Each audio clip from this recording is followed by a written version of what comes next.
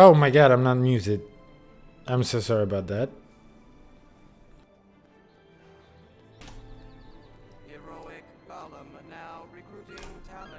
Okay, better. Alright, I just clapped into your ears, I guess. Whatever. Hello there, and welcome to my stream.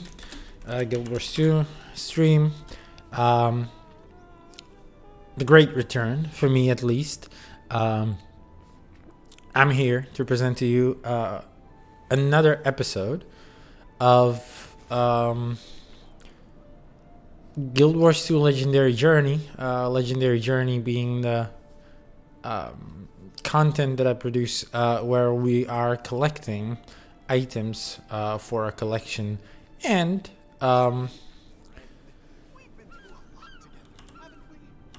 where we're finishing collections for precursor weapons, and we're trying to do exploration as well.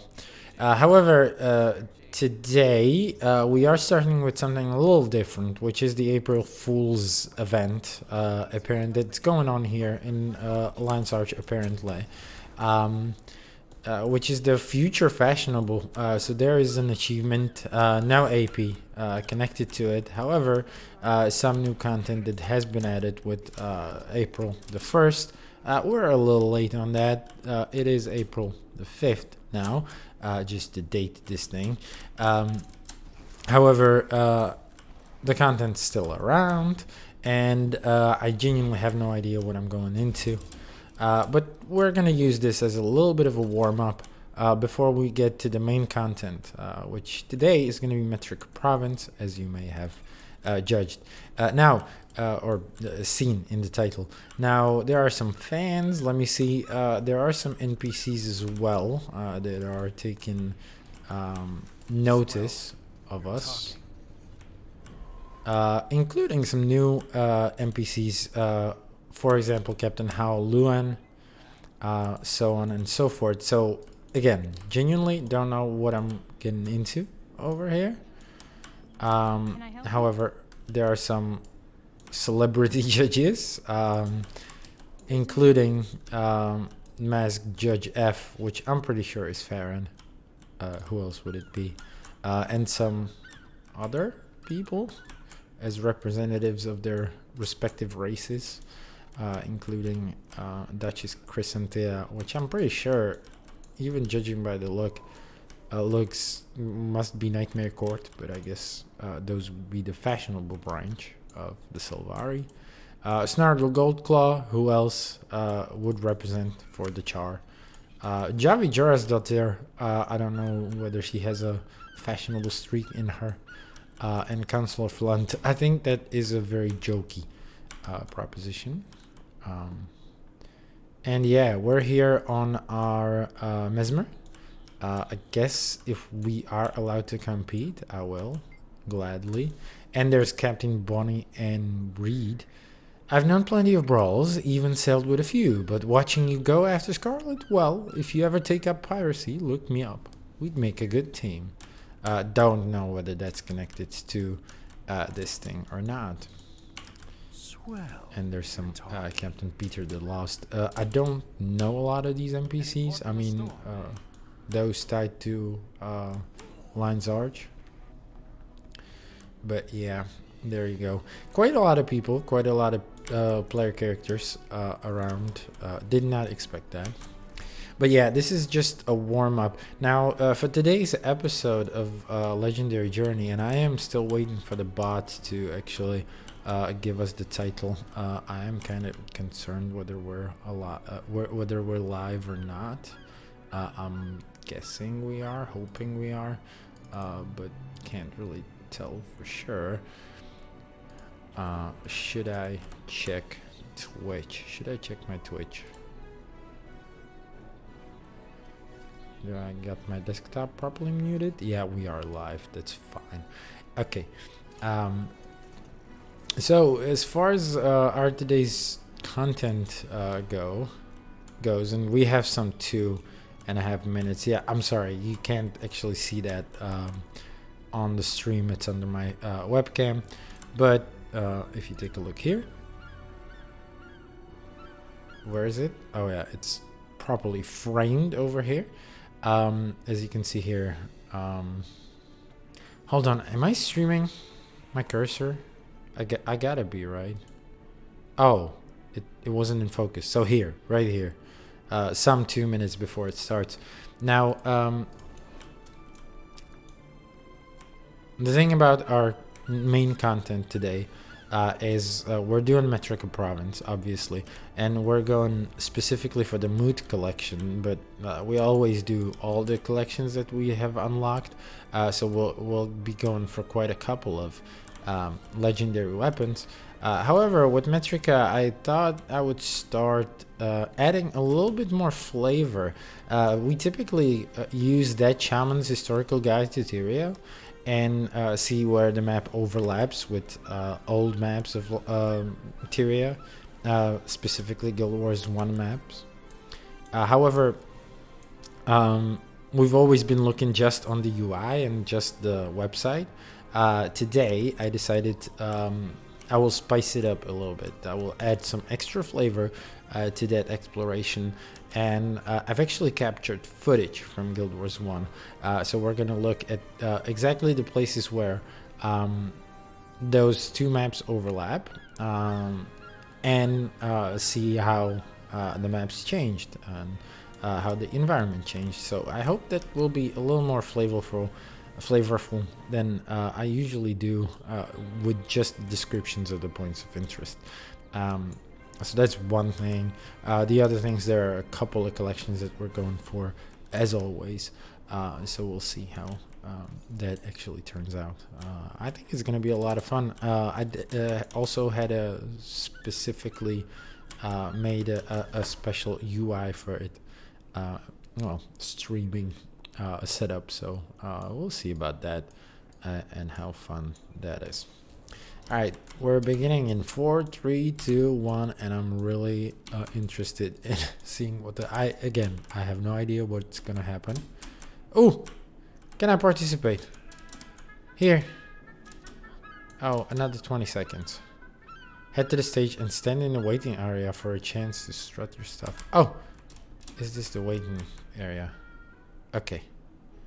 I wasn't in the waiting area. I was just a fan so far. Okay.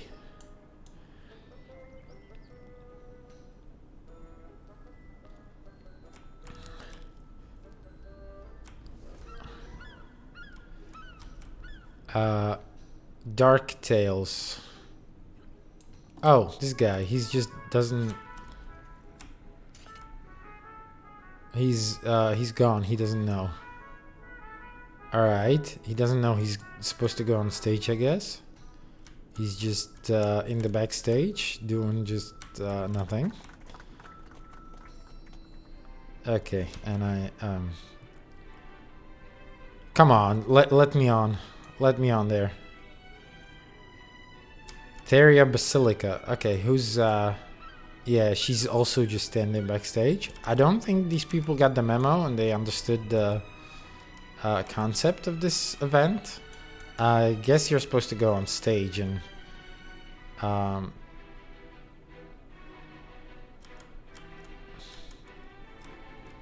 am okay. They're not doing very much. Neither is the audience, to be honest. I don't know whether it's because. Okay, let's go on stage. I don't know. What are we doing here? Let's do our strut. Blow kisses.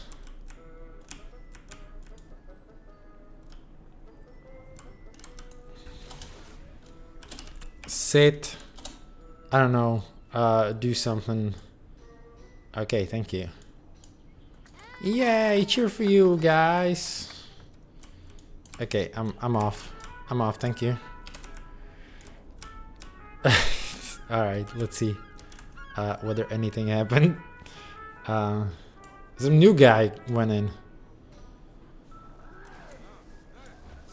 Oh, he showed off his weapons. I should have maybe done that too. What was that? Was that an emote? He's also rocking out. I've chosen that because I've seen that in chat before. Someone was rocking out. I believe it was a contestant. Cool. Should have shown off my weapons. And I know I should have changed outfit in the middle of it too. I think that would have been funny. Okay. Oh, Zaga is taking it very seriously. Very good. Very nice. I do like her style a little bit. Okay. I don't know. How are they doing the... Oh, those are the emotes from this thing. From this bar. From the utility bar. They're just doing some skills now. Oh my god. Should have brought out my toys as well. I don't know. Would it allow me to do? No, I'm already transformed apparently. But I could... No, I can't even pull out the balloons and stuff. That's unfortunate. Okay, still 5 contestants remaining. There's not that many of us.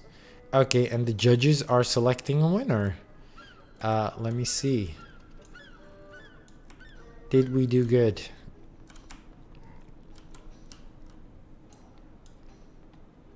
Oh, this is nerve-wracking. This is nerve-wracking. I have the most style, come on, out of these people, especially those who didn't even go on stage. I must have stolen the show now. Hey! Moi, moi.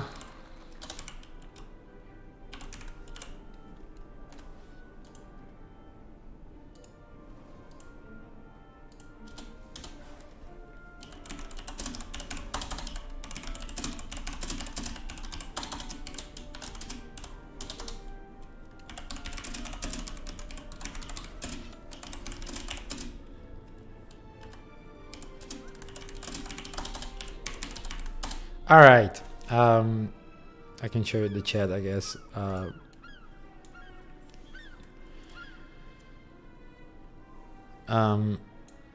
Anyway, that was fun, and I actually won. I did not expect that to happen, but oh my god, you're supposed to participate 10 times. Okay, I'm gonna do that off stage, but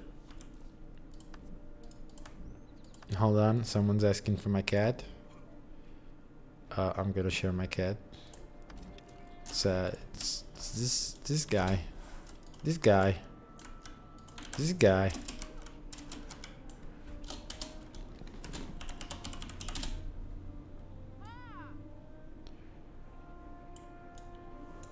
Alright, I'm kind of glad they didn't ask for my puss.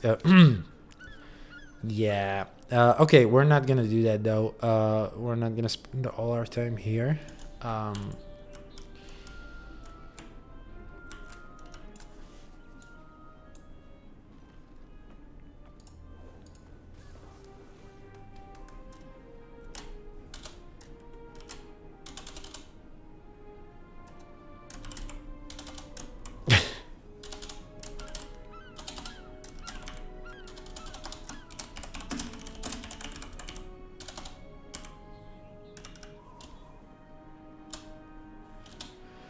Okay, I'm turning back my overlays and we're going into the content actually. I'm not gonna wait for another fashion show. We are on Charlotte Wren for one more specific reason, and that was awesome. Well, we won. I don't know whether someone's actually judging that or if it's based on like the feedback that they given you, the other players. I mean, but we're here for. I'm sorry, this might happen a couple of times during the stream. I've been cold earlier this week and sick. Well, I think it was last week. I've already streamed, haven't I, with the cracked voice. Anyway, we are in Radasum, and again, it's not for the festival that you can notice over here. Super Adventure Box. We've streamed that earlier. Oh, it was last week that we streamed, isn't it? But we are here in Ratasum with this giant cube floating over our head, and of course realizing we are on a giant cube that spans all the way down there. But we are in Ratasum for one specific reason, and that's because this is the entrance to Metrica province, the subject of today's exploration. And I wanted to start in Ratasum specifically because, well, technically this is where you would start your Metrica province exploration if you're belonging to another race. Of course, Metrica being the starting zone of the Asura, they would start there right away after their intro sequence. But we are here as a stranger, as an outsider, and this is Ratasum, the megalomaniac city of the Asura, the diminutive race of this continent. Did build probably the biggest city of all the races, even grander than Divinity's Reach to an extent. However, I did want to point out one thing. What you can see on stream right now is Ratasum of the past. I will let it play out a bit, but this is my captured footage from Guild Wars 1, and this is how Ratasum used to look in the past, 250 years ago specifically. I guess it would be 260 now, something around that. Yeah, this is the comparison. Well, it's hard to compare because we're on the top level of this cube, but if we actually move in, and let me show you some other angle, I guess, I don't know, incubation waypoint lab,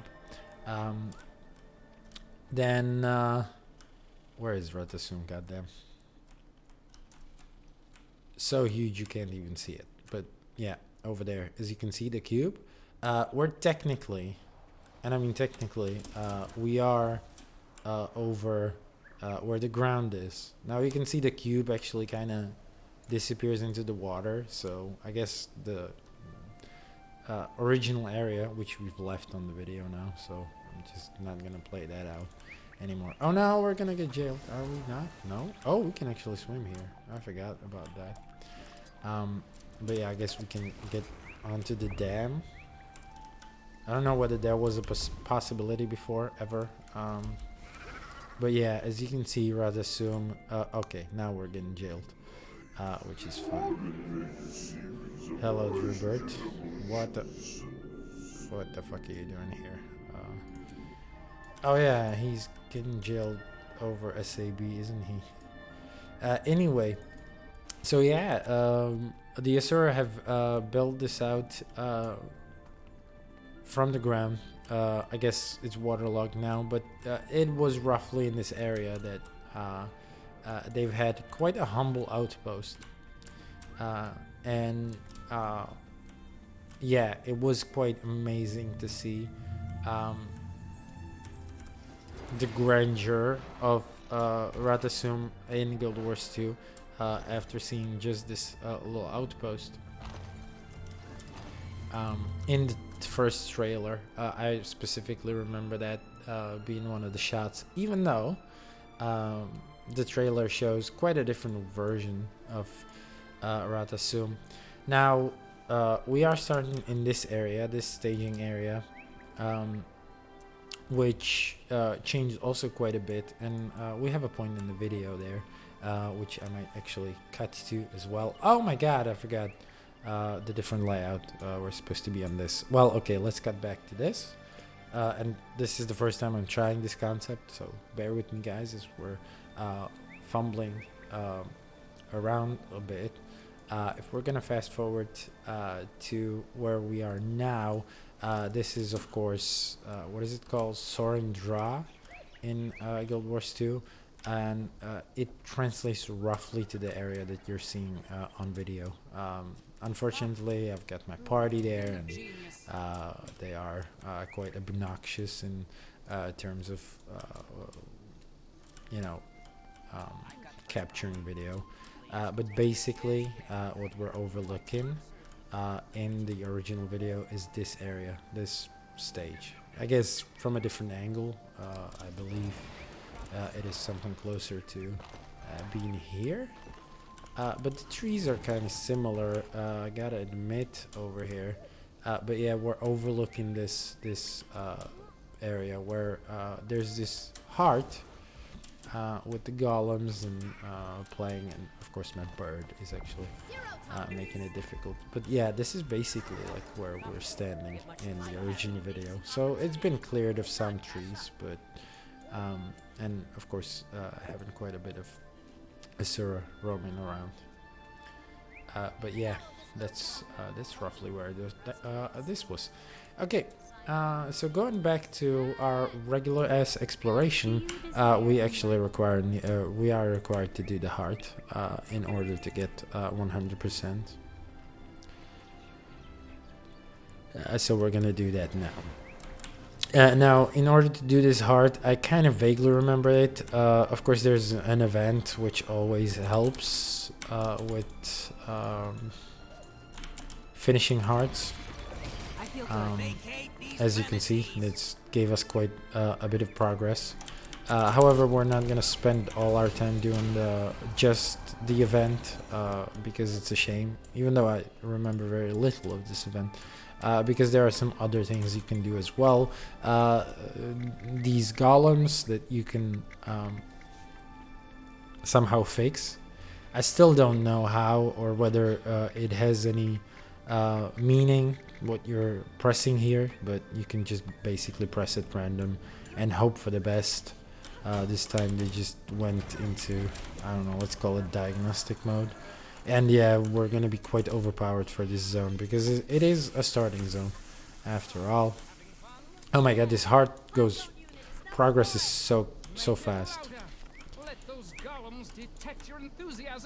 But there used to be a very fun thing to do, and that's these chess, and these could be played against other people.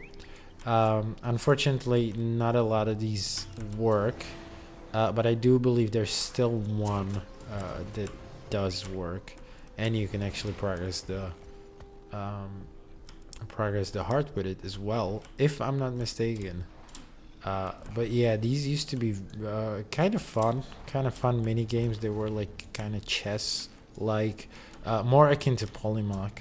For those of you who may not never heard that term, Polymock is a game in Guild Wars 1 that is kind of like a card game, and it was like a mini game that you could play back then and like collect miniatures, and it was quite fun. Unfortunately, these stations are no longer available for the heart.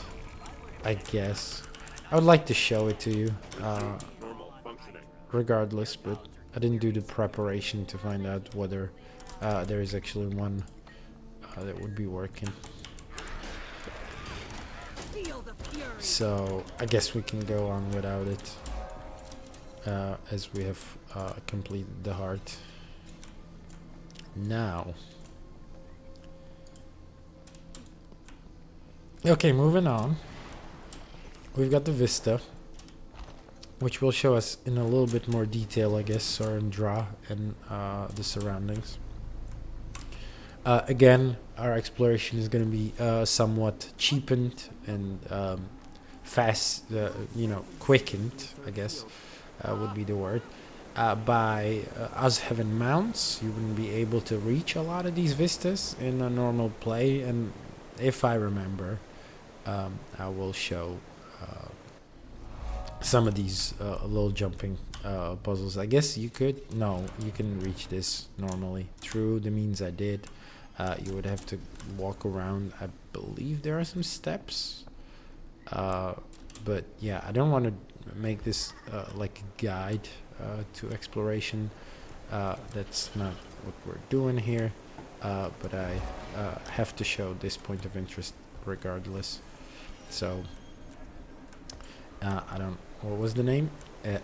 In Syneregen Labs. Don't know whether I read that right. Don't really care. Okay, let me just show you our task list of sorts. here and continue onward with our exploration. I do wonder how you get up to the vista now. We might never know. Yeah, again, if you want exploration guides, though, I am pretty sure there are people more than capable of providing that much better than I can. So seek their content out. However, we're gonna continue and continue basically with this gate, which will take us to the Golem Magical Institute, which is this little staging area, very close to a cave nearby. But yeah, basically this is where you fight the golem if you're an Asura main, or you have an Asura, you make a new character. This is the collapsed ruins. You don't have to go here for full exploration, but it depends what you count as full exploration, because it is sometimes necessary, or for some achievements it is necessary. We have kind of looped away from this because that's basically the heart we've been doing outside, but there is this cave entrance. Now this cave changed quite a lot from Guild Wars 1, but it was in Guild Wars 1. Now it's full of like ember and elementals, and I do believe that the story here is that this wasn't a natural occurrence. But basically this cave entrance exists in Guild Wars 1 too, and I'd like to show you that as well, along with the journey, I guess. If we're gonna switch to this content view again, or hold on, we're too far in the video. But yeah, basically, okay, this is still the raptors fighting. But yeah, the entrance that we are looking at now, which is quite unpronounced, and we're actually going for a buff in Guild Wars 1 too, or Guild Wars 1 at the moment. So we're returning back to this cave entrance in a second. But basically, this cave entrance is what you see to the right now. Yeah. So this is it, and as we enter it slowly in Guild Wars 1, it opens into like this cavernous area, which is basically this, but filled with raptors and a raptor boss. And it's apparently a good farm in Guild Wars 1. I wouldn't remember the specifics of it. But as you can see, it changed quite a bit for Guild Wars 2. It is filled with lava, and I guess that's just part of the experiments here from the Asura. So, ooh, man, overshot that. But yeah, a perfect, well, maybe not a perfect time for the Vista. It would be, I have a shot, I believe, in the video later on where I'm doing sort of an overview of the cave. But yeah, basically the Asura, as you can see, this window indicates that they've made this a sort of a testing facility of sorts. We're still fighting in the original video. I'm just gonna move that a bit. Yeah, there we go. We're getting some view. So again, let's compare it to the Vista just for posterity's sake. And I believe we're moving on in the video already. So you've caught a brief glimpse of that, but whatever. We're back in around the area of the Sorendra. I just wanted to show you, even though a lot of the times this is not one-to-one, these areas, ArenaNet stayed fairly consistent with like placing the landmarks from the first game into the second one. Of course, there's only one exit anymore. The other one, I guess, has been blocked by lava or whatever. Magma, I guess, if you get on the surface. I hope I will remember everything that we've encountered in Guild Wars 1 when I did the original recording. It might not be the case, but I hope I will get to all the points. There's gonna be a lot of labs, as such as this one. Uh, this point of interest feels very easy to get to, fairly easy to get to. Although I'm kind of stuck here, but I guess you would jump. Oh no, no, there's just stairs. So these steps would take you up to the vista. And again, you would go down here instead of trying to jump straight forward. But yeah, this takes us to this lab right here. And this is actually an important lab for us because I mentioned one of the legendary weapons that we're trying to get or precursors in this area is the moot. And the moot actually has a collection item here that we will have to wait for, though. It is connected to an event, which I'm not sure when it starts, what starts it, but it should be right in this lab, and we're supposed to kill an NPC that spawns during the event. It wasn't the one that you've seen, but yeah. What you can do in the meantime here is interact with these progeny teaching apparatuses, apparati, and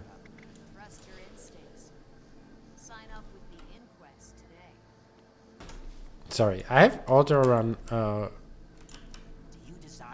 bound to numlock for some reason. I don't even remember ever doing that. But yeah, these are supposed to like teach the progeny, of course being a Sura word for children, I guess, their offspring. And we would like to, I don't know, create the creation of energy, and it typically spawns like a foe that you have to defeat. There's not much to do about that. Also, there are these Inquest recruiters who are trying to, get the progeny early into Inquest. Inquest, again, being the antagonistic force of the Asura. They're supposed to be like the evil ones.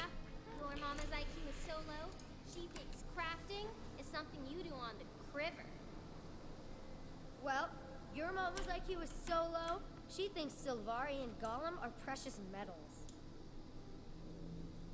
Okay. No, those jokes were, I don't know, I guess you have to be an Asura to understand those. So, we can inspire impressionable progeny as well as part of the heart progress. I guess that's what you do with the teaching apparatus. Then you deter Inquest recruiters. We've tried to do that. That's what we do here by beating them up. We can chase down unruly progeny. I guess we've seen some in the field around here. Oh no, we've actually done demonstrations with teaching apparatuses. Oh, there it is. There's the plural. And protect progeny from any potential threats, which basically captures like the events here. Gives us a reason. Oh, there is an impressionable progeny. And see what we can talk to them and just like trying to impress them with words. My professor gave me an unsolvable problem. No one has ever been able to crack it. I guess there's a missing. I'm thinking of just giving up. Even working on an unsolvable problem can help sharpen your mind. Sounds to me like further effort is just a waste of your time. Okay, so this will probably not give us any progress, right? I never thought about it that way. It's always a pleasant surprise to stumble across a point of view that isn't mind-numbingly idiotic. And yeah, you'll see that even Asura children talk kind of snubby-nosed and Yeah, just borderline unpleasant. So we're still waiting for that event. I guess we can do events around the way in the meantime, although I'd hate to miss killing the NPC because well, it can be gone in quite a short time if people are around. They'll make short.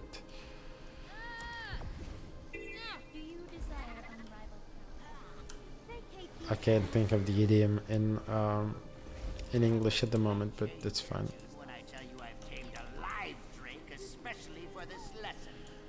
Oh, Drake! They're talking about a Drake. That's perfect. So he's summoning. Oh, there it is. Tamed Marsh Drake Broodmother. So Professor Ham apparently is gonna fuck up in a minute. It got loosed. Untamed, and it's not even a veteran or anything. It's quite weak, so we're gonna kill it in a very short time. Okay, so they're actually instructing us to exterminate it. We do need the loot from it, so I'm not gonna slack on damage, even though I did want to save it up for other people who may have found their way around here. And as you can see, it progressed our mood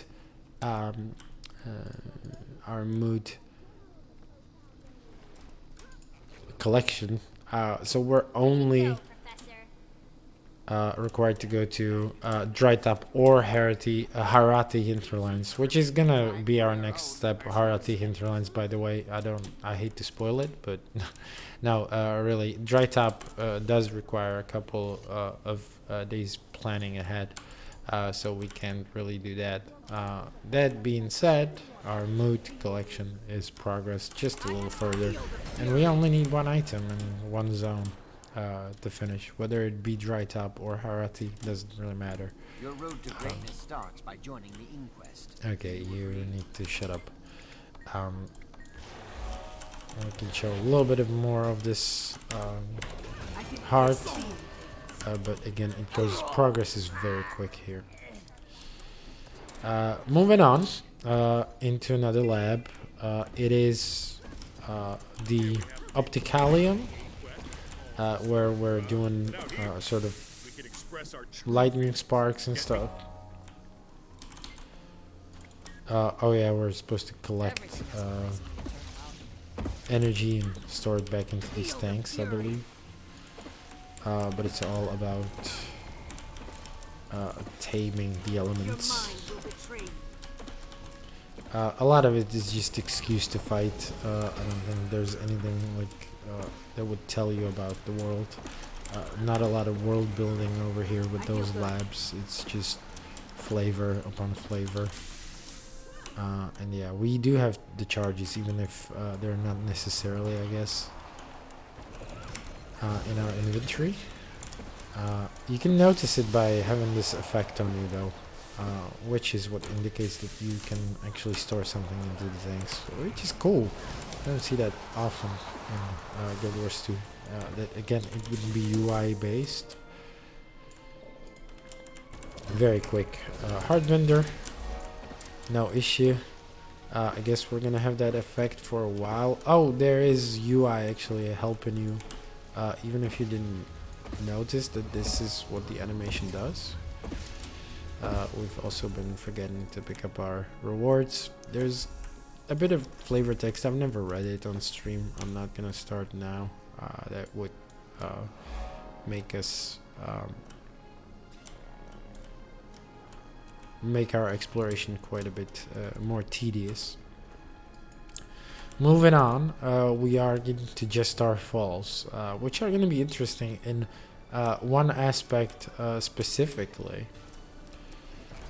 And that is, well, first of all, there's a little bit of a cave here, and we do have a heart that we're supposed to do. I guess we're supposed to pick up an item of sorts to do this. So yeah, we are supposed to speak with Kai to test his proto golem, then examine electrical distortions and report back. Repair and revive. Well, you can always revive, even if you don't pick up the items.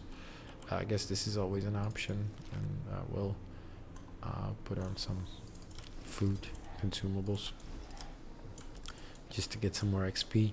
However, we can also speak to the heart giver. Excelsior. Ask how I can help. Not necessarily what? Oh, we are controlling a golem now, and we're instructing it to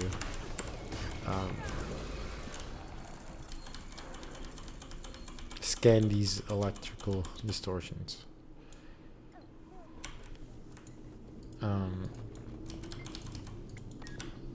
We're calling it a good boy as well. It's interesting. Okay, so there's quite a bit of golems that we can just press F on and get some progress. Again, super easy hard, very fast. Inquest have been meddling with this, I guess. I don't know what's happening with my golem. It seems to be stuck in place, which doesn't matter. We're gonna kill this Inquest and be done with this promptly. So there you go. The next collection is quite a while away. However, what is currently on the docket is the waterfall that I mentioned. So apart from doing the back room here, you can take a look at this waterfall, which doesn't seem quite that impressive. I mean, I guess we have mounts now, so we can get on top of it. I don't know whether that would have been possible in vanilla or not, but there's no invisible walls, and also, yeah, you can reach it from the heart, at least to a certain level. I guess going as far as here wasn't definitely an option when the game launched. I mean, up here there is an invisible wall. However, these waterfalls are quite interesting in one aspect, in that they have been in Guild Wars 1. In fact, oh, and there's a cave. I don't quite remember this little secret cave. A cool exploration though. Oh, look at this. I haven't been here in ages. There's like a single Inquest researcher. I wonder if that's connected to any collections. Definitely not any that we need. But it is neat that we found this event just randomly going around the map. I will finish this. I think it's fun that this is here. Okay, and I guess at 25 it's gonna be another phase? No? Okay. And yeah, you just succeed in the event. Not much more here. But yeah. Oh my god, bots are back! Shall we bring the banhammer? I don't really give a shit. They're not gonna write another message, are they? At least it looks like it's more lively in here. But yeah, I do want to stop by this waterfall for one brief second, and it's to first of all admire it, look at it. It does seem kind of unimpressive. It's very short, to be sure. However, if we're gonna look at our video again, then we'll find out that it has existed in Guild Wars 1 too, and it's been quite different. I will play it from here. Oh, we are fighting some Saurians, I believe. That's what they're calling them. In Guild Wars 2 at the very least. In Guild Wars 1 they were just like genuine fucking dinosaurs. They didn't have a overarching name. But you can see the waterfall in the distance already. It's pretty much kind of the angle that we're looking at it from now. I'm gonna go a little farther away. I guess this is about as far as we are in the original video. And the camera is bound to pan there in a second again. Um, this is what it looked like in Guild Wars 1. It was quite a bit taller, and there's a reason for it. But as you can see, it's adorned with a lot of faces, and those faces just don't exist in Guild Wars 2. Now, wonder what happened to them? We have no clue. I believe there's no in-lore explanation, for why these waterfalls are different from their Guild Wars 1 counterparts. I think the heads were really random because they're not explained lore-wise in the first game either. It's not like we're losing anything by having them gone in Guild Wars 2. It's not like the devs went for like a different story or anything. But yeah, as you can see in the distance again, and we're gonna see it briefly where we're moving onto the bridge. The bridge has also been replaced by something, I don't know, I guess this is kind of cool, the floating platforms. However, there was just like a regular ass rope hanging bridge in Guild Wars 1, and that's what you're gonna see briefly. As I flag my party away, I am moving. Oh yeah, I actually moved in to let my pet die over here so it doesn't block our shots. But yeah, I'm just gonna rewind or fast forward the video a little bit. Just like, there you go. That's the view of the waterfall. Again, kind of in a comparison. We're much closer now. They go much deeper in the original. And yeah, we're moving across the bridge, which I guess would be the equivalent of this right here in Guild Wars 2. And as you can see, there's quite a bit of a gulf here. So yeah, this is basically this view, and it is significantly different. The original river was much deeper with much steeper cliffs.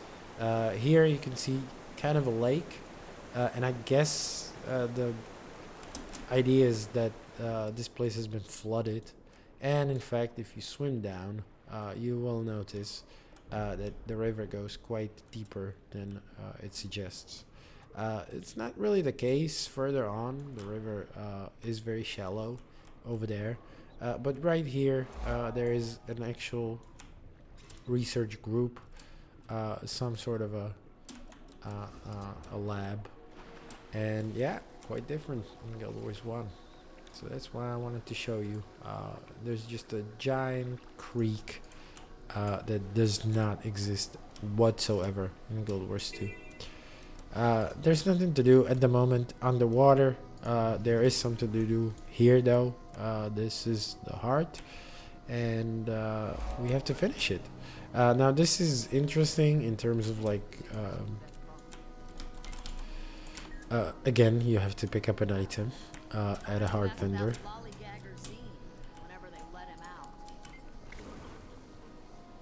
What's the point of... Okay, what can I do? I'm off to go. I'll take a yellow key card. Okay, I don't know what you're what we're doing with this. I guess with the yellow key card we can interact with the yellow observation turrets, and it spawned some oozes. Again, what the story is, I have no clue. It's super tangential. It does seem to be quite time consuming though compared to the other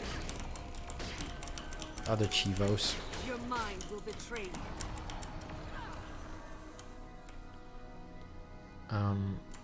And yeah, it's just basically interacting with these turrets, and that's all you do basically here. And the keycard actually has a limited time where it can be used, and then it depletes, and you have to go back for a new one. Of course, if another player spawns into the use, it works in your favor. You can attack directly and not have to wait or go back for the keycard. I guess you'd get more lore and more juice if you talk to the NPCs. Obviously, I don't do that a lot, but and I genuinely don't remember much of this. You can also poke the projections that are already there of those oozes, and I guess that helps you. There's also like a graphical issue, like a little bug, where they're not supposed to look like this, but the map on top of it, like the texture is kind of weird. At least on my end. I don't know whether that happens to everybody. But they're supposed to be like super translucent. They're not supposed to have this checkered pattern on them. So that's a bug. If you ever encounter that, that's just straight up a bug. And it actually happens with quite a bit of particle effects in this game too. Absolutely. And let's take the blue keycard this time, just because the yellow would be kind of far off. And yeah, nothing but fighting oozes, nothing more interesting. There is an event that can help you with this, and you can see it here quite emphatically. This has got to be a bug. These oozes are not supposed to look like this. Jesus Christ, what the fuck happened to the sound effect? Damn. Oh, we're not even done yet. From desert heat, reflection. But yeah, progress is saved.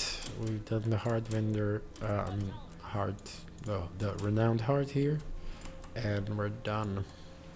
Now, let me think. Let me remember just where we were with all with the stuff in here. In Guild Wars 1, I do have a little bit of a slider here, and I do kind of want to remember. Oh yeah, so that's the other side of this cave. So that's interesting. Guild Wars 1, and there's no reference to it here in Guild Wars 2. But if we continue further on through this cave, there are just some script nowadays. And there's a little bit of a tree area. Not very significant. Well, it is by some standards. And I'm going to tell you by which. What happens here, but for the most part we're just gonna stop by to do this heart. Nothing interesting in terms of collections, I don't think. I think the Guild Wars 1 stuff, apart from the mood, which was in the same location, we're gonna be done with the Guild Wars 1 overlays before we move on to the next collections, which is I don't know, I guess cool. But the story here is that the Skrit, who, as you may know, are obsessed with shinies and just like scrap, are stealing pieces of the Asura technology, and they've taken apart the gate that's nearby, so we can recollect that. And yeah, the gate is not complete and it's not working at the moment, but it can, and there's an event, a specific event connected to it. So we'll see whether those gate pieces are enough. This is the one, this is the gate. We can talk to Assistant Kibik, not necessarily to move on. How are your endeavors progressing? In doing the event, there's no way to push it from our side. We're just gonna have to wait for it if we want to show it. But well, I can mention it right away. This gate leads you to a zone that has no point of interest or anything like that. No vistas, no anything. And okay, where do we actually put the gate pieces? There you go. It wasn't quite enough, but who cares? So this takes you to a zone that has no POIs, no vistas, nothing that would force you to go there. But again, it is a hidden zone, a semi-hidden zone, which you do require for certain achievements, but not for map exploration. So if the event doesn't come up, it doesn't come up. We will not see the inside of it. We do not necessarily need the zone because, well, achievements are account bound. We've already got that, so not to worry about that. However, we do need this vista in order to complete this this zone, and it shows us the gate. I guess if it would be working, it would show us the gate in its open state. And beyond that, just some hidden lab. I guess this is the suggestion that the lab is just within the rocks. That's where the... there you go. Assistant Kibik is actually going somewhere. I'm guessing initiating the event very slowly, or going somewhere to initiate it. There's like a whole event chain that takes you back here, I would guess. But yeah, this zone was interesting in Guild Wars 1 because this is about where in Guild Wars 1, and I'm gonna let me find the timestamp for that. Hold on, did I switch the... No, didn't switch the view, but bear with me. So this is not the place. We're still somewhere around the waterfall. But if we move it a little further to around 17, well, it's not necessarily this place. It's more around here, which is kind of barren here and not a lot going on. But in Guild Wars 1, as you'll see in a second, or you can see in the distance already, is a bunch of, well, you can see, they're off to the side, but there's a whole nest of venom weavers, which are like a spider enemy in Guild Wars 1. I guess the equivalent in Guild Wars 2 would be this platform, which has a bunch of potatoes on it and some oozes underneath. That is actually a heart we're gonna do later. But yeah, there's like a carcass that those spiders are feasting on, and it's somewhere around the zone where the oozes are now, or somewhere in the vicinity. There's like a huge ass cliff face, or like a mountain range that doesn't exist in Guild Wars 1. But you've seen or you've heard, and as you can see, the gate is now finished. It was broken just a minute ago, but we can do the event. That's the event I was talking about. So just for posterity, I will. And yeah, you could have seen, like, I'm gonna play it out actually a bit, because we're in basically the same zone as we are at Guild Wars 1, and we're finding a lot of spiders there in Guild Wars 1, so I'm just gonna play it side by side now, just because we're roughly in the area. I don't have enough energy. Yeah, I lost my plot. What was I talking about? No, the gate is finished. And this is the event that Years we've of been toil talking that about. brought me to this moment. Oh yeah, Don't you just dare let anything muck it up. for completionist sake, we're gonna show the zone, even if we don't necessarily need it for full exploration, for our purposes, at the very least. I'm gonna show you what's inside, what's behind the gate, and also where it leads to. We can call people in for the event as well. I will do that in map chat. But yeah, as you can see, in the original, there was like a whole ass forest with a bunch of spider enemies, including a boss enemy, quite tanky, a healer, I believe, of sorts. Um, Took me quite a bit of time. There it is. We're fighting it. Bosses in Guild Wars 1 have a sort of a color hue around them, like an aura that signifies what profession they are, also based on the color. So I believe this is a necromancer. Yeah, it's using necromancer skills. And there's no sign of any spiders here in Guild Wars 2. No reference to them. So where there used to be quite an eerie part of the map in Guild Wars 1, now it's just a bunch of script attacking a gate, trying to take it apart.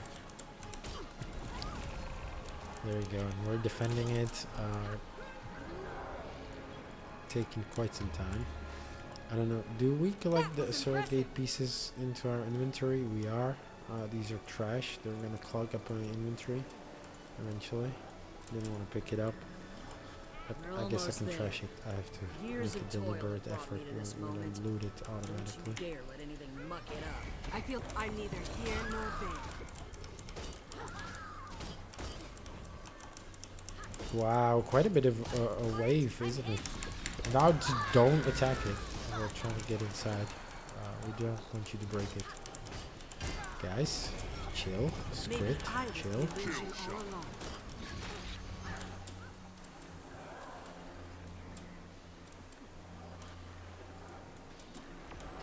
How far are we into the stream? Oh my god, an hour in, and we haven't even gotten from the southern part of Metrica province. However, we are in the third of this map, so this might actually go well eventually. Now, there is one thing that we're gonna have to fast forward a little bit.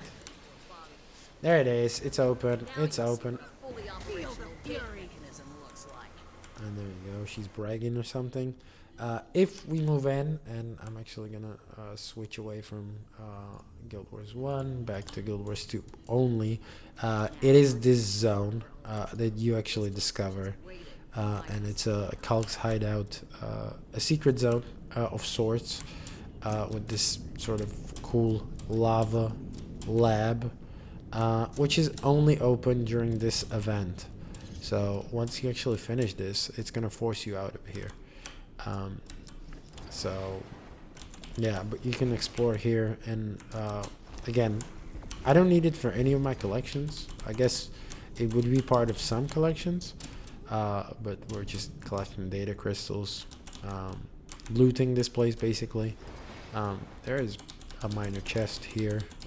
We can get not necessarily very cool rewards coming out of it. But yeah, this might be one of your missing zones if you're going for a very specific achievement, because it's very easy to miss. It is very easy to miss.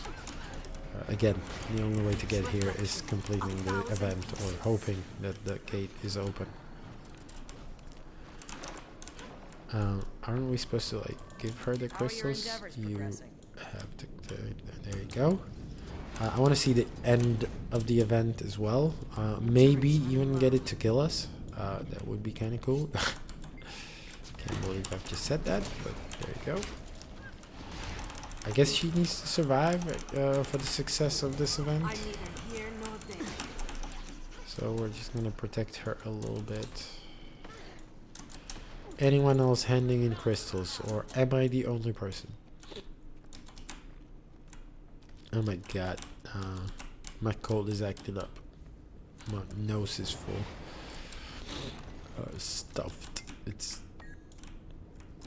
not pleasant. Not pleasant to provide commentary during this. At least my throat doesn't hurt all that much. Oh, it's optional to bring crystals. We don't have to do that. I don't know whether we're gonna get ourselves a better reward by bringing those crystals. Anyway, she's just doing a little tour of this place. I guess we'll stick with it. Again, we don't need it for anything, or you know, it's kind of pointless for us to be here. Calcitronics But was pure genius. Even I wouldn't have thought of using crude copper to alter the magical resonance. I do have to check. Yeah, we do have access to Tamanova, which is where we're gonna do the world boss. So that's a heads up. We are doing the world boss today. Golems are, very impressive. Primitive materials, ancient equipment, and yet such amazing results. Okay, so this was like originally there was a lab apparently here, which you know that shaman's guide doesn't actually suggest that at all. Don't know when this lab was built, but this is not a reference to Guild Wars 1 whatsoever. I don't know whether I should share this. I guess we can. Let me just find it real quick on that shaman's guide, which I haven't shown all stream, so I guess we can fix it now while we're waiting. Basically what you can notice here is that this was basically a transitionary Fascinating. zone. I'd show you this, but you wouldn't understand. Their solution for rust was creative, to say the least. And if we're gonna do the monitor and move this here, as you can see, this is Riven Earth. This was the original map. This was the extent of it, and that's where most of my footage comes from in Guild Wars 1. And the lab is located roughly here, and it's right at the edge of this map, and it's basically behind the waterfall that we've gone to. And yeah, there's no hint of any lab being here in Guild Wars 1. So this is about the zone that I'm going to show you in all the footage. There is a little bit of Riverside Province as well, and Ulin River, which, as you can see, is copied quite nicely in Guild Wars 2. But there you go. The event progressed. I'm just gonna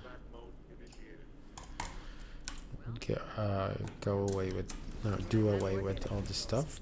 Doc, cage energy is tied to the golems. Destroy them no, while they we got- free. We got trapped along with her? No, we didn't. Okay. So there's some golem fighting. Nothing too exciting. So yeah, the Ulin River, even if that one is just suggested in Guild Wars 1, you cannot actually explore it, has been kept in Guild Wars 2 quite nicely, and we're gonna walk past it, so I guess we can highlight it. But I can't show you any footage from Guild Wars 1. Again, it doesn't exist as a zone. But yeah, there's a bit of a Riverside Province too, and that's the extent of the overlap with Metrica. And there you go, Chamber's losing stability, and there basically begins a countdown, and it forces you out of this zone again. So you have to get out if you want to survive. It's very artificial. The way it gets you out, it's not like there are hordes of enemies trying to get to you. But yeah, that's what happens here. She leaves, and the countdown begins shortly, I guess. Or is it a boss that comes? No, it's just a bunch of destroyers, actually. I don't know, it might actually be just hordes and hordes of enemies that are trying to kill you here. Ow! And they succeed. And what? I don't quite remember this.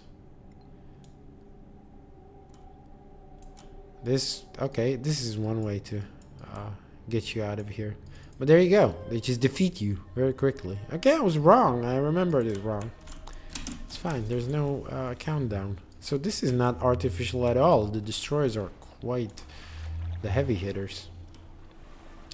Okay, anyway, we can continue with the hard vendors. And I'm just gonna quickly check my guide. Whether we need something here? No, it's all for the north. All for the north. So we're gonna be done with Guild Wars 1 stuff, basically. Also, we do need to participate in the World Boss event eventually. But yeah, here we help the Hylek. Get rid of the Inquest, basically. Yeah, the Inquest are just making life miserable for them. Also, there's a hero challenge we need to finish. Didn't get to talk to the NPC. Well, we will get to it now. Let them heal. We Hylek, a proud warrior race. Our skills have been passed down from generation to generation. Tell me, outsider, would you care to test your might against me? Okay, and yeah, we can do. Oh no, we're attacking the crazed Hylek right next to them. I guess that's counts towards the hard progress at the very least. There you go. Hero challenge done. We can actually train something, I guess. Oh, the new profession. Of course. End of Dragons. What is it?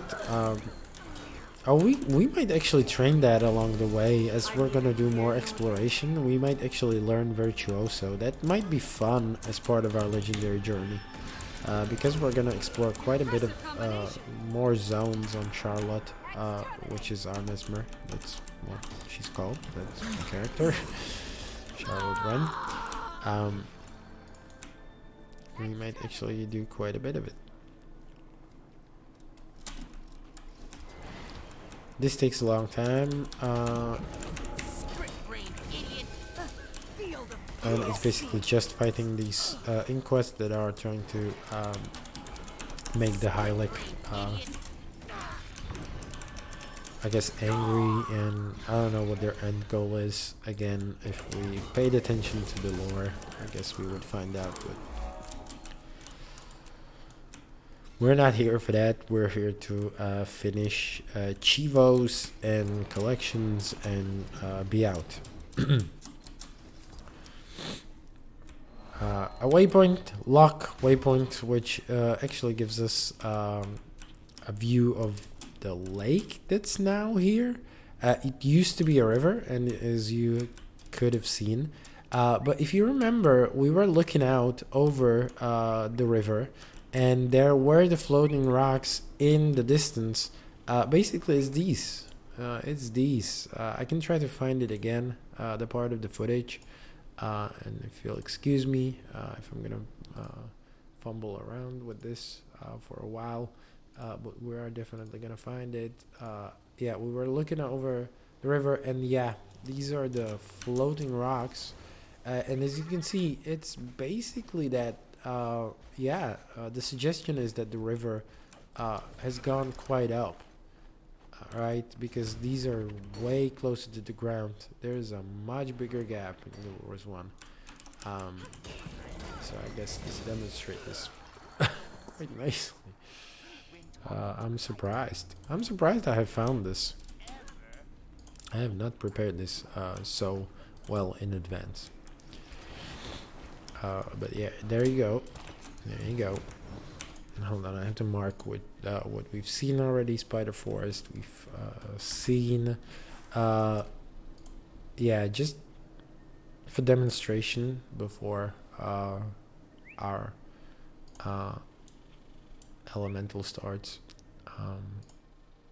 our world boss starts. I did want to highlight. What was it? Yeah, it's around the 26 mark. Right here, where you can see from the top of the... this is actually perfect. Once we actually finish off all these foes in Guild Wars 1, you can quite clearly see here that we're going to overlook the floating steps. And if you look at the other side of this, it is quite steep.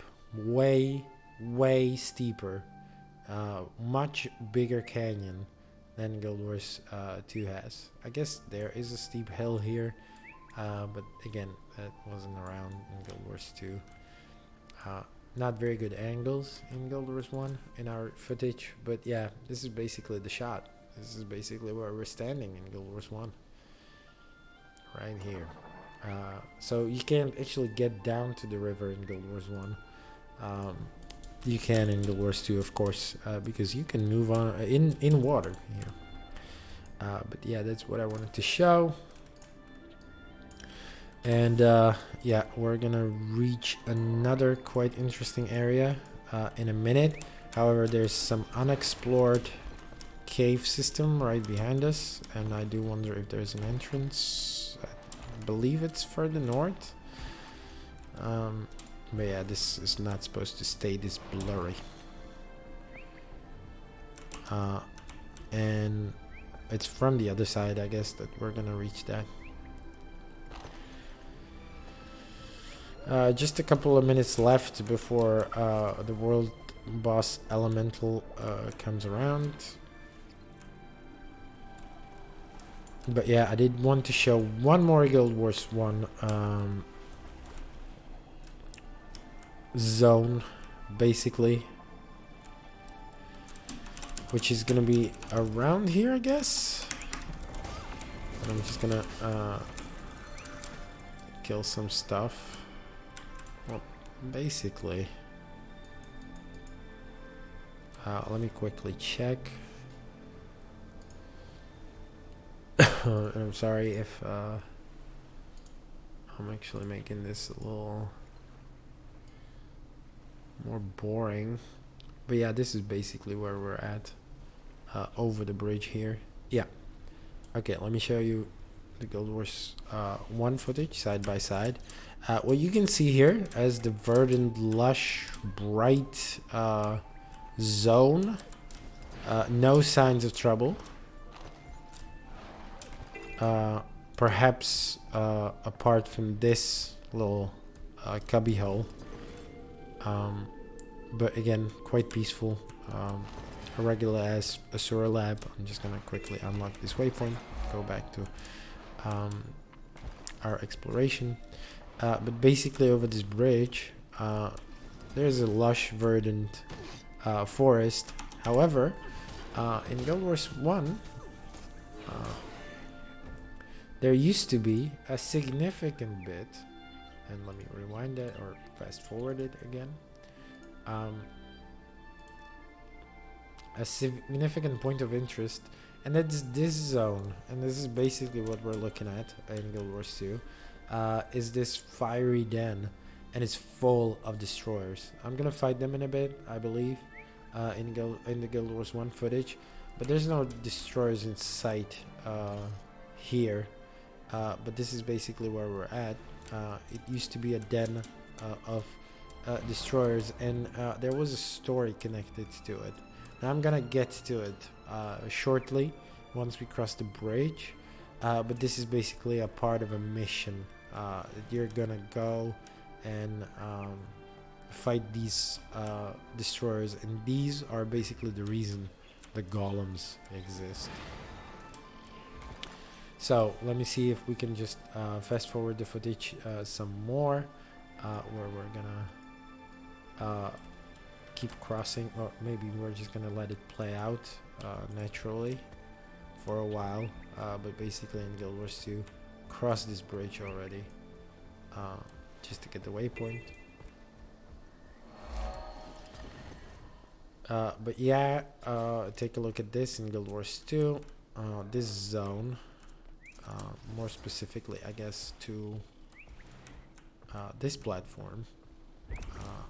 But yeah, overall, this location, we're gonna get there in a minute with the Guild Wars 1 footage. And yeah, I just wanted to show you this. In Guild Wars 1, as you can see on the right, there's like this super hardcore den, and that's basically like this zone. Where we are in Guild Wars 2, and we're just skimmering away. So I guess the land healed quite nicely. Maybe the suggestion is that this cube in Guild Wars 2 is over the original den. Who knows? in the hole. But yeah, we're just gonna fight some more simian and no simians as an enemy type, and overlook the bridge. Basically, as you can see, this is the bridge, and this one is kept quite nicely. It looks kind of similar. Hold on, let me just quickly get to the same angle. But yeah, this is overlooking the golem site in Guild Wars 1, and yeah, that's what we're looking at in Guild Wars 2 as well. So this is a side-by-side comparison. Let me pause that. This is kept like quite a nice homage to the original. Again, the bridge in Guild Wars 1 is significantly higher from the water surface than in Guild Wars 2. But it's overlooking this area, and this was the golem stage. This was basically the foundation. This place in Guild Wars 2 is the origin of golems in the first game. This is where we get the prototypes to go and cross to fight the destroyers, or rather protect the Asura from the onslaught of the destroyers that are pouring in from across the bridge. So that's quite interesting, and it's kept in Guild Wars 2 basically as this part, as this heart, as this renowned heart, and this kind of a lab here. We're gonna get back to this and explore this some more. We do have a point of interest that we missed, and we're just gonna breeze through the map now. We're just gonna quickly go north, way past what Guild Wars 1 allowed us to explore, and see if we actually hit any points of interest. These are all Guild Wars 2 purely, but we do need to get northward, as north as possible, to get to the... Oh, hold on. We can actually skip it by doing... Okay, let's not cheat ourselves from the exploration, even though we've mostly explored it all. But we can actually use one of the pre-existing waypoints that we've got discovered, and that's to get to Taumanova reactor. Now, Taumanova is actually interesting. It's sort of a parallel to a nuclear reactor blowing up. But yeah, this is the place where we're gonna find the world boss, and also help someone off the ground, where we can also do the hero point right away, the hero challenge. They tanked us, the person tanked us, so that's fine. Wow, this guy hits quite hard, gotta admit. Not surprised. The person before us died. But yeah, anyway, there is a heart that you can do here, basically connected to all the chaos magic that's been released. So there has been a sort of a nuclear fallout, but not really. It's more of a release of chaos magic, right? And the heart has us just clean up all this mess. So I suppose we're gonna do quite a lot of progress just by escorting this golem, which is basically the thing that starts the world boss chain. We're gonna be here for it all, even though we basically need just the last stage, and we just need to loot a single item here. But this boss is on a timer, much like most of the other world bosses. So we do need to be here at this exact moment. We can really afford to explore at our own pace and in our own logic. I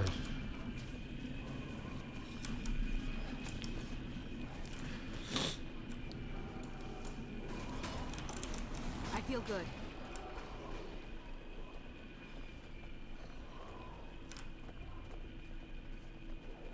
Dogehype.com. I'm sorry, just looking for Looking at the chat message, which is just it's the most offensive shit I've seen in my entire no that's a lie. But yeah, it's trash. Doge hype. They just genuinely named their website Doge hype. Filthy. Just filthy. Now these pre-events take quite a long time. Unfortunately, we're gonna be stuck here for a while. Not a lot to do here. There is something that's just I could outrun a disconnected with any and all of our legendary collections. And it has to do with End of Dragons, which we need to get here as well. But we're doing the world boss now, and that's for a legendary we're probably not even gonna do in the end. For Rod Gort, replenishing. I kinda went back on that. Oh god, the golem's going back. I guess, what the fuck are they doing? Do they need to do like a full circle here, or?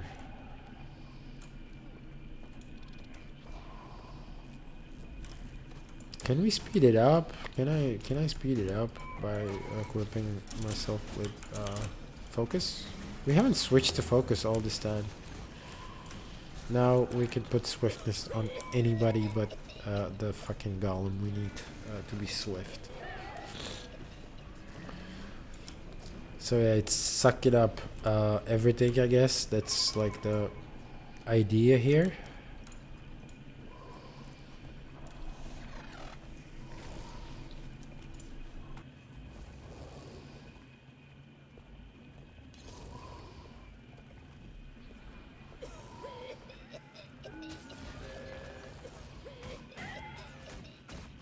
And in a minute, it's gonna go crazy from all this magic that it consumed. I'm gonna go haywire. Sorry. Pardon me, excuse me.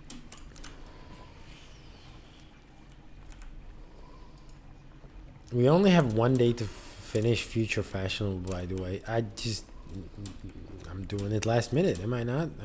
Okay, I guess I know what I'm doing for the rest of the evening. Our ping is quite high. I guess that's what all the people around are doing to my fucking internet connection. And as you can see here, we're gonna have another 5 minutes of waiting around for this event to complete. Unfortunately, we do need just the last stage, just the boss. But I did want to show you the entire event chain.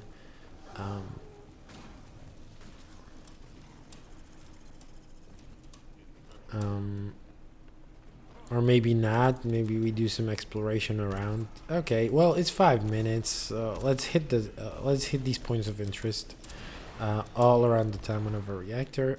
There's no Guild Wars 1 comparison, as I said. This is way past where the Guild Wars 1 map reached, so we can hit this point of interest and actually do the Illuminati's plant crew heart, which is, I guess, do these mini conduits, activating them and stopping the Inquest interference.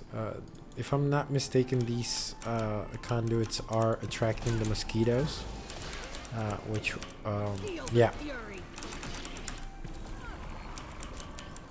Also, we're supposed to destroy some energy disruptions, but also the mosquitoes that are just ruining the grid.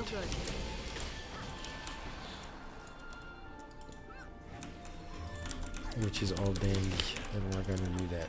Do just that. Distortion. She's also talking about distortions. There you go. A huge ass air elemental.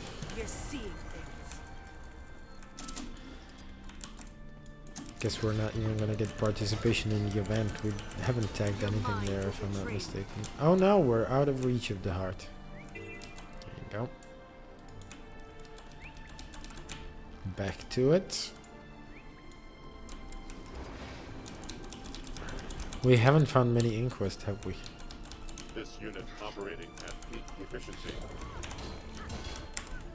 I feel good.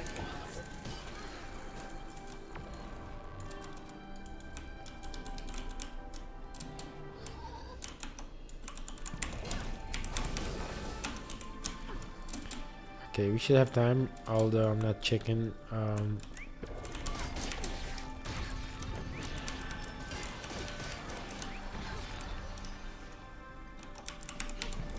The boar is probably not gonna progress our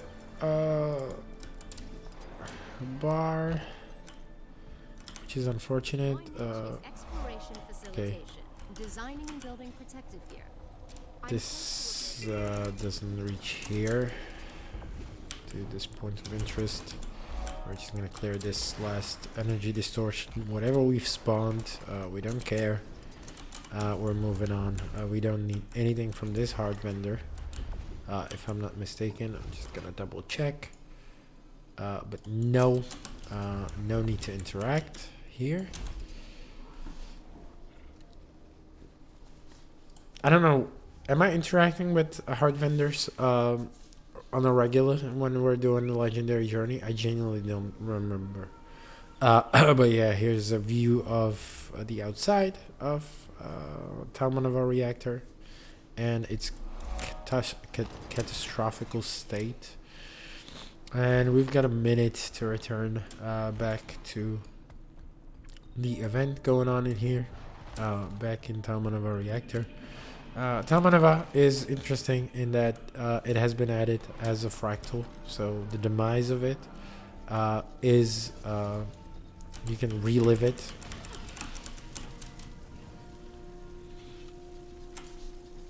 And it's been tied to the main story as well through Scarlet Briar, which was an interesting decision, controversial to me at the very least. I did not, don't know whether I liked it. I think it's better in the grand scheme of things, because well, we voted on having the fate of this facility. It was a player decision to add the fractal and its content. And it would feel quite disconnected if it weren't for Scarlet. However, that's fine for fractals on the other hand, so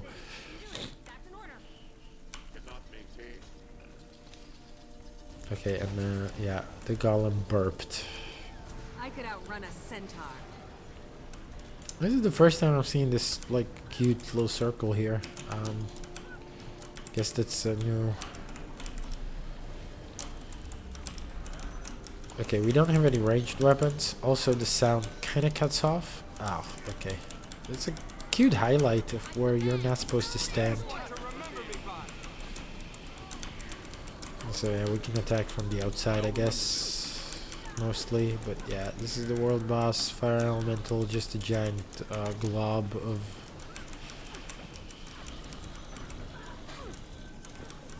fire magic. Not as visually as appealing as some of the other starting zone bosses. I think the Shadow Behemoth is, of course, one of the prettiest to look at, one of the most visually appealing. Of course, the Char Zone doesn't have any bosses. Duke Baradin notwithstanding. Oh, what the fuck? Where did you teleport me? Where did you blink me to? Back on my feet. That's not where I can survive. Not with these clothes on. Then of course the Sylvari have their worm, which I do find quite interesting, even if the model is not special in any way. It's just an overblown worm. History is mine. Interesting nonetheless. And of course the Norn have the Svanir Shaman, I guess. Okay, that one is kind of boring too, because again, same assets. But it is quite a spectacular fight, even if your frame rate drops significantly when you're fighting the shaman. So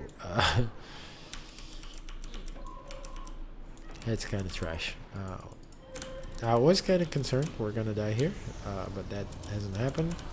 Let's pick some other people off the ground. I guess it gives us credit as well.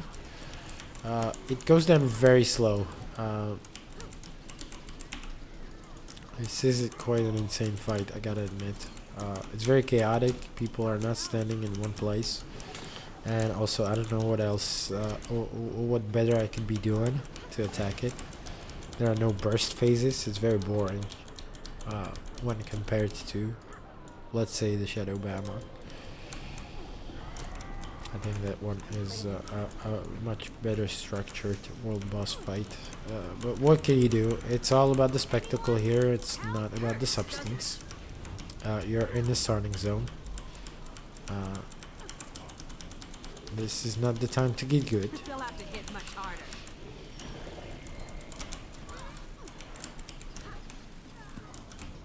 Replenishing. Boy, oh boy, this is taking forever though. This is disgusting. Oh my god, this teleports me right into the fray. It shouldn't. Oh my god, we're gonna die here so quickly. Okay. Now, what do when you die at a world boss? You don't bother people with reviving you. You use the nearest waypoint and get your ass back into the fight. Which, right here, is quite simple. If you have mounts unlocked, you can just sky scale your way right the fuck back. Even if we didn't have the mounts, I think that's plenty of time to run around through one of the entrances and still join the fray. But you're genuinely more helpful outside of this fight than dead on the ground. Even if you feel like you're missing out on something, you're not gonna miss out on the loot and the rewards. Okay? It's just the basic 101 of this game. Something to remember. Okay. We're nearing killing it. We're nearing killing it. Just survive all this fucking chaos and AoEs. And we should get our item shortly, which is gonna progress, as I mentioned, the Rodgort achievement. Also, it progressed our decade of the dragons, and we do have a heart of the fire elemental. So we did not actually check it off of here because we need to burn the item. But we got the item nonetheless. And then this thing actually continues with like a hidden boss. And that's when if someone has the key to open this, you can teleport right here. And get to this little fight, which is the Champions Team Ogre. Also required for some collections. I guess we've done them in the past. I don't know whether on stream or not. But yeah, this little mini boss that awards you with some more stuff, and we can leave now. So that was it. We can actually unfollow, unwatch the Rodgort thing, and continue on with our exploration. I guess we can just, well, we're in the location. We're just gonna go directly south. Or hold on, while we're in the location, we do need to interact with the hard vendor, and not specifically to buy its wares, but in an interesting way. So there's this End of Dragons achievement, which lets us scan, or makes us scan some golems, and one of these golems is this guy. It is suggested to stay well, some distance away, so that you can get this scan prompt. And once you do, you just do a little scan and get its golem behavior analysis. So we're missing just one. I'm gonna push this into the next phase out of stream, because we've already done golem, I believe, on stream. It's the one in Mount Maelstrom. And there's some further scanning involved, if I'm not mistaken. So we can check this off our list as well. Very good. Let's find the exit. Not run around headlessly.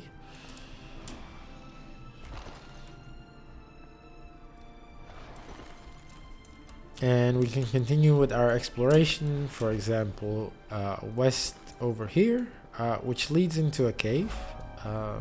A sort of a tunnel, and it is a transfer gate marked private, and you are supposed to continue along this road to get to this gate, which I believe is open all the time, but this one is required actually to port to in order to get this point of interest. And as you can see, the point of interest is way further from where we've just been, which is right here. It's actually hidden on the chat box for you.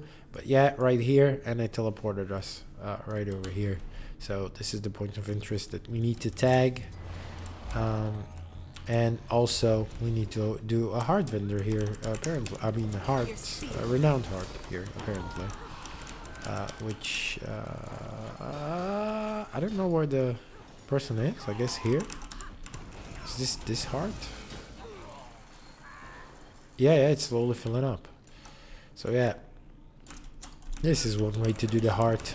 It's take out Inquest operatives, sabotage their broken golems and their experiments, destroy lab equipment, and rescue prisoners. I guess you can do the heart without ever stepping foot in here. You can do it from the outside, but while we're here, we're gonna use the fact that we can just attack hordes and hordes of Inquest. Even if it's not necessarily, I see, the fastest way to progress this. There could be events here. I might be mistaken, but I guess there are some events from time to time. Regardless, we're just on a killing spree. And yeah, as you can notice, this is probably not the intended primary way of doing this heart. Again, there's like talks of sabotaging equipment, which is definitely not something we can even do here, even if we wanted to. But I'm gonna skip that and move on with our collections and exploration. Actually, let's not skip that. I'm just gonna leave through the same route we came in. There is some exploration to be done here, out here after all. Namely, this waypoint. And then I guess we can loop back south, slowly but gradually, to get back to the Guild Wars 1 stuff, too. I'm just gonna, while we're at it, well, quickly check here, which is a cave entrance. And again, this is cleaning up some chaos magic. But we're supposed to, and yeah, it transforms us randomly into some creatures. Damn. And we have to survive in that transformation for a while. But apart from that, we need to kill irradiated rats and chaos beasts. I feel good. Irradiated rats are cool because they're ambient. You can actually train quite a bit of, or get quite a bit of weapon kills on these. Although not on a mesmer necessarily. And we also need to get this crit, or should get this crit to force them to stop collecting this junk, because they're basically mutating themselves. Hilarious. Hilarity ensues. Okay, we should probably stay on torch. I do believe we can actually do some torch damage with this weapon. But yeah, there's like a whole cave in here, as you can see. It's called the Anthill. Don't quite remember the significance though. I think I knew it in the past.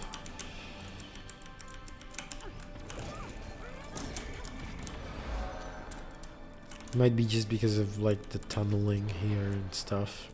But yeah, anyway.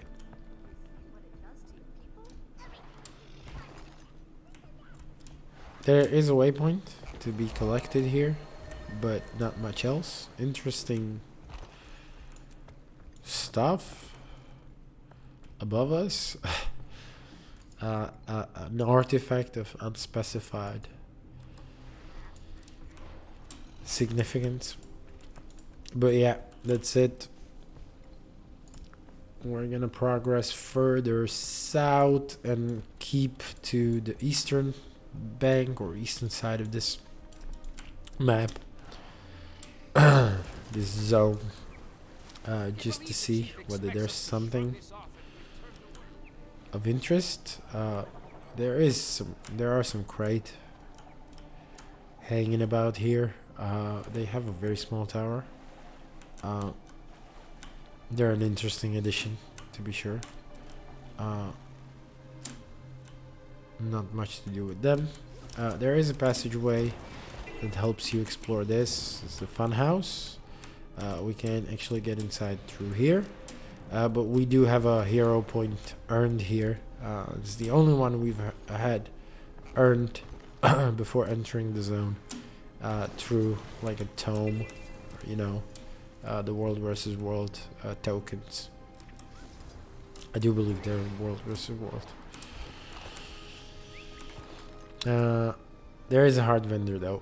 This is again in Guild Wars 1. This was the Golem staging area. So when we find and disrupt the nearby Inquest lab, collect data crystals and question suspicious salvage specialists, we are dealing with what remains of a Golem factory in the past, but now is an Inquest based.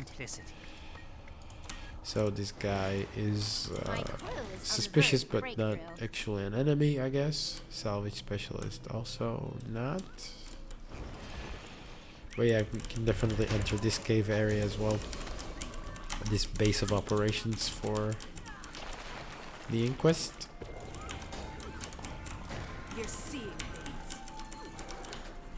And finish the heart this way.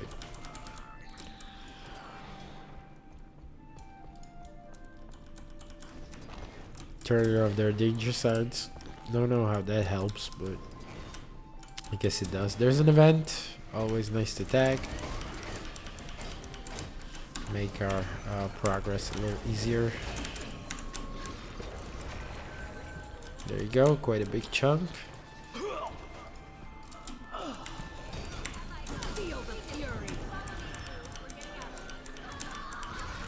I guess there was an escort event.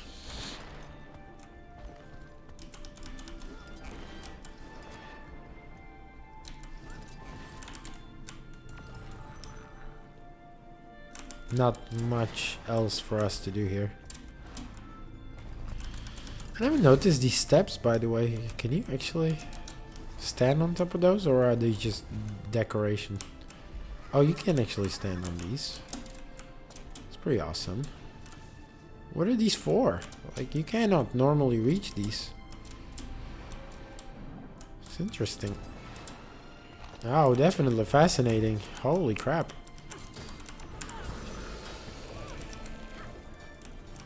Are these part of like a secret jumping puzzle or something? That would be radical, man. But I guess they're just for decoration. Oh my god, our inventory is full. Didn't think we'd run into this problem at all. I guess our inventory space is limited, and you do get a lot of random crap throughout these maps. Data crystals we're gonna hand in eventually, so let's not get too hung up about those. We can salvage some blues, We have completed some the task at hand. greens, and be fine for a while. I don't want to bog down the stream with doing inventory management. It's, I guess, about the least the least interesting thing I can do on a stream, next to, like, I don't know, read the Bible. Mine. All mine. Neat. Okay. Let's continue on. See if these collected data crystals actually give us some proper progress, or if it's something more we can do here. We're gonna bust through the gate again. That should give us some hard progress as well. Eh? Hey. Okay. What? Disoriented here? A little bit. Excelsior. There you go. Didn't quite progress it where we wanted it to be. Oh, these are normal salvage specialists. These are not suspicious, actually. Did I read it wrong before? Okay, let's beat up some more Inquest. Oh my god, it's so annoying how stuffy my nose is. I can't stand it. Keep talking for much longer, man. No, help me out, please. Damn. Okay, let's grab the crystal. We've got to be done here, right? Just kill the golem. Root out of here. Hand over the crystal. We should be fine. If not, we're gonna bust down the gate again, I guess. Once they repair it. There. Come on, we're not done. No. Are there any suspicious? Oh, there they are. I don't want to go back into the cave. You. Are you in quest? You are. Okay. Bye. So, disposed of, and we can continue south. I'm just gonna quickly change the view. Put it back to legendary, to my overlay for Guild Wars 1, or video of Guild Wars 1, and just gonna play in the background, just to show you what this specific location looked like in the past. Again, the origin of golems. As you can see, as we near, actually, some more detail shows up in the video. In Guild Wars 1, namely the giant ass machine, the machinery, the circles, or I don't know, rings rotating around. That's interesting. Nothing of that sort actually exists in Guild Wars 2, and I think it would be quite spectacular to have it here. I believe Guild Wars 2 could pull this off very nicely. It is again, might be some problem with, like, collision if they let you step towards it. In Guild Wars 1, obviously you cannot get anywhere near those rings. You cannot jump in Guild Wars 1. It's like jump is an emote, but not something you can do natively. Sorry. But yeah, and as you can see, I'm exploring some more of just the steep depression that exists above the river. Over here in Guild Wars 2, we're doing another heart. I'm gonna read you the description, since you can probably see it on video in this dual view. It's provoke, captivated script, and calm enraged script. intercept squid thieves, activate monitors, and interrogate IQ subjects. Now, the interrogations are quite cool. I'm gonna do that next. Hello, captivated squid. Leave me alone. That shiny stuff looks like nice I feel company. good. I'm neither here nor there. We've enraged it. That's not what I wanted to do. Let's see if there are any IQ subjects. I don't know how they differ from captivated squid. I guess they're around here. Oh, there you go. Squid IQ subjects. And the little steps that lead us to the vista right above.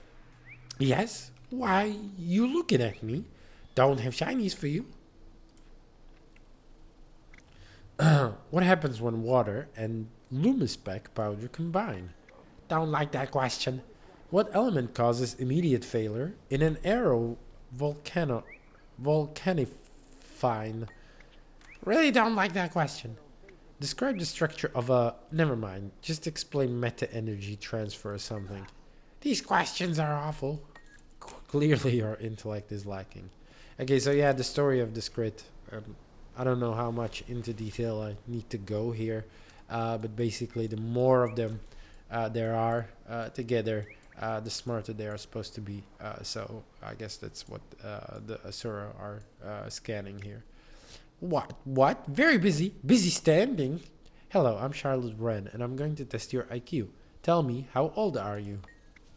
Oh, need a hint. No, wait. How about... No, not it either. Easier question. It doesn't get much easier than that, but how about what's your name? Still too hard. Easier. Okay, I'm just wasting my time here, aren't I? Ooh, hardest one yet. I'm going to jot down here for IQ. None discernible. There you go. In Guild Wars 1, you can see I'm doing quite a bit of a view of the original area here. Again, I think I wanted to do like a side-by-side comparison here. That's why I stopped there for quite a while. We have moved way past, but it's basically looking from the Obscura incline to this lower view. There are some other shots of the bridge over the river. I'm just gonna fast forward here. Yeah, that's a different bridge. Again, this one doesn't really exist in Guild Wars 2. It would be somewhere around these parts. And what else is there? We're exploring more along the riverside, I guess, later on. Oh, sorry, Riverside Province is actually the name of the other zone. We're gonna switch away from that. We're gonna look at that in a minute. I'm so sorry about my stuffy nose. Hope it doesn't detract from my commentary too much. You look smart. Oh no, no more smarts. How long does it take spoiled milk to solidify? Yuck, who would eat spoiled milk? Do you know what moldy solid milk is called? Oh, I know this one. It's yuck, right? No, it's cheese. I just blew your mind. I answer right, you give me treat. It's good deal. I will now attempt to read your mind. There, all done. What? No, you can't read minds. It's not possible. I just did, and I saw everything. All your thoughts. No, it is not possible. If you read my mind, what you see there, What you see? Shinies. You read the minds. Ha. Telepathy isn't real. You fail. So yeah, these are quite funny. If you decide to read them, of course you can just quickly click through them and get hard progress anyway. Why are you here? Sticky feet, go home. Time to test that noggin of yours. Don't hit my noggin. No bamming allowed. No bamming. Just answer this question. How do you spell dragon? How do you spell dragon? Answer, not repeat. Tell me how you spell dragon. Spell dragon with magic rod?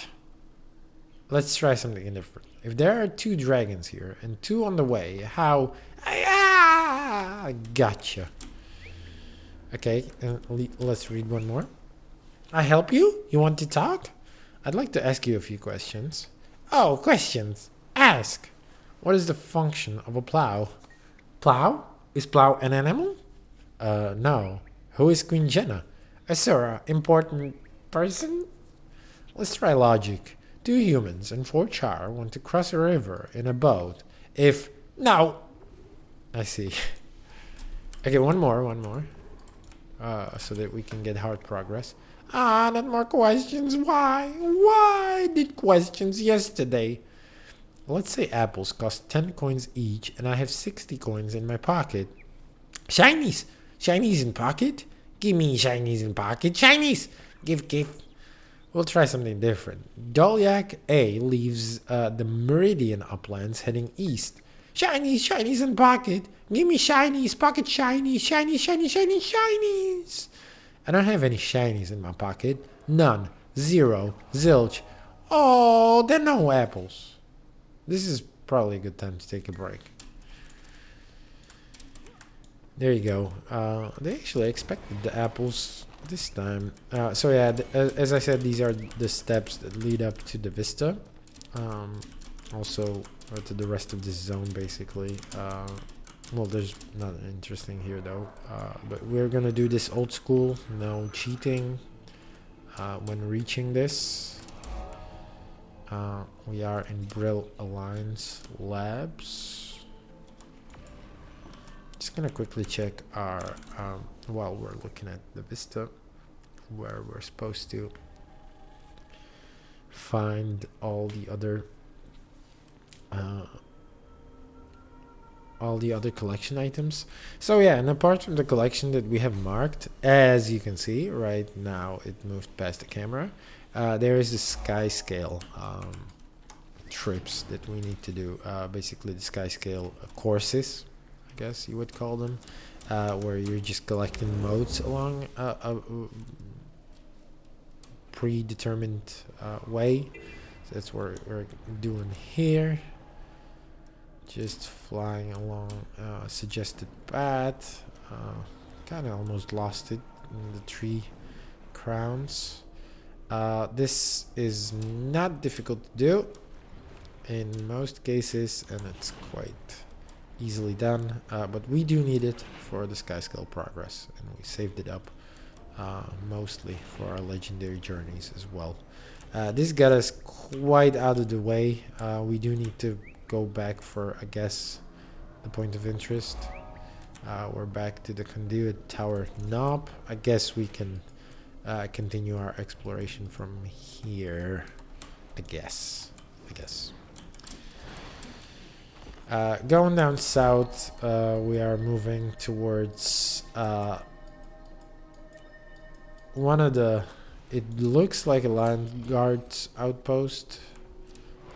So the Lion Road, or I don't know what they call it, but basically this is one of the outposts guarding the roads leading to Lion's Arch, and our vista shows us just how different this architecture is from everything we've seen here, but also they've got the sigils correctly, all belonging to Lion's Arch. And yeah, all these roads lead directly to Lion's Arch. I mean, not all the roads coming from this outpost, but you get it. You get it, right? And there's some pleading for help from the Hylek. I'm just gonna check where it is. Actually, if you talk to this NPC, they will tell you that someone needs help.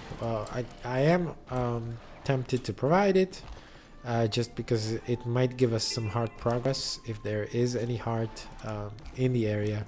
which there is, and I should know. I do believe we're gonna buy an item here. But yeah, this event is gonna help tremendously with the hard progress. Where are you going? Oh, it's a thief. I see. I thought it's an attacker. It's just some annoying shit.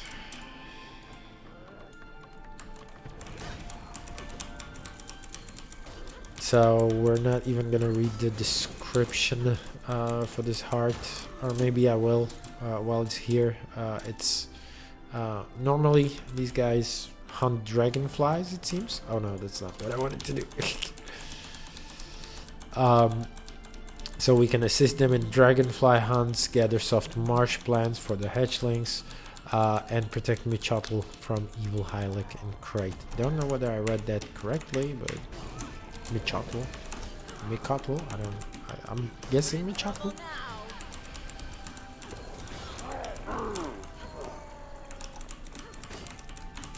Fighting the Quatl. So not all Hylic are unfriendly. We are of course helping one faction against the other. They're doing some tribal wars. There was a whole episode of it, Red versus Blue, which I guess we're kind of participating in. But there was a reference to Red versus Blue.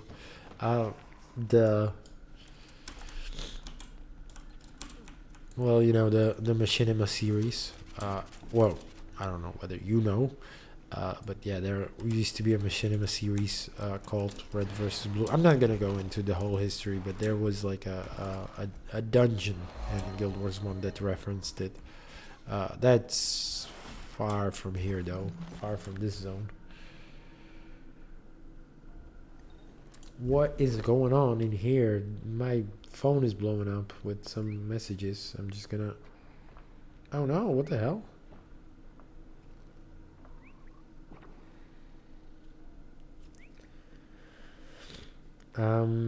Interest... What is going on? Okay, I'm just gonna check that later. I'm sorry, we're doing the stream. There's a point of interest in this building here. More inquest stuff. We don't need that chest, so we're just gonna get out of here right away. Oh, not through here though. There is impenetrable glass.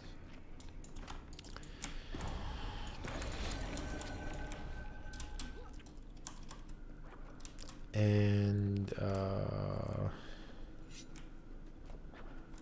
hero challenge though, where we can get the hero point. The test panel is blinking with energy. The Inquisitor are definitely up to something here. Activate the panel, and this is gonna spawn some enemies, I believe. Yeah, it is Golemancer Git. For some reason attacking us. We do need to kill his prototypes as well. Can hardly even see it in this visual noise. Oh, it's just some holographic golems. There we go. That's all there is to this. And we also need to speak to Cook Hualik, who we've done some help for.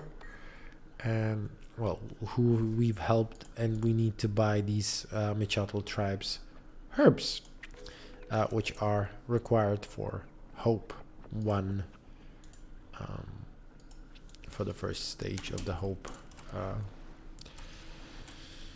legendary weapon.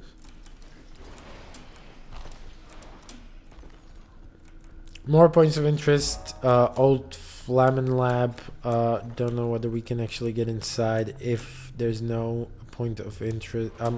If there's no event up. However, as you can see, you can tag the point of interest from the outside, so there's no actual need to get in there. Moving a little further south. we are looking at this area, which every starting area, basically for every race, does have like this staging area with all the crafting stations and whatnot. It's interesting that this is in every starting zone, maybe with the exception of the char again. I'm not quite sure, but it is here, snugly in the Asura zone in Metrica province. Again, some more of Asura architecture. Doesn't have a associated point of interest. It's just called Desider Atum. Don't really know what's behind that name. An interesting point here, though. Interesting from one perspective. I am Czech, and I do believe this is a reference to Chapek's doc. I think there is like an NPC that's called Chapek or Tsapek. Although I might be wrong. No, Hroda. Yeah. So senior investigator Hroda, which is basically derived from, I do believe, from a Czech play by. Do you require my assistance? Oh yeah, activism. So you can get the banners here and protest, basically, Dr. Bleen's research.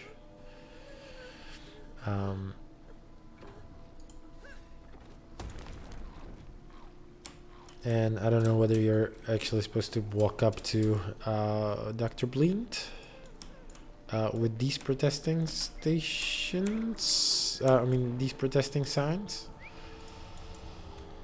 Clap and sound flaunt your superior rhythm and emphasize your knocks down. Okay, no, this is just in.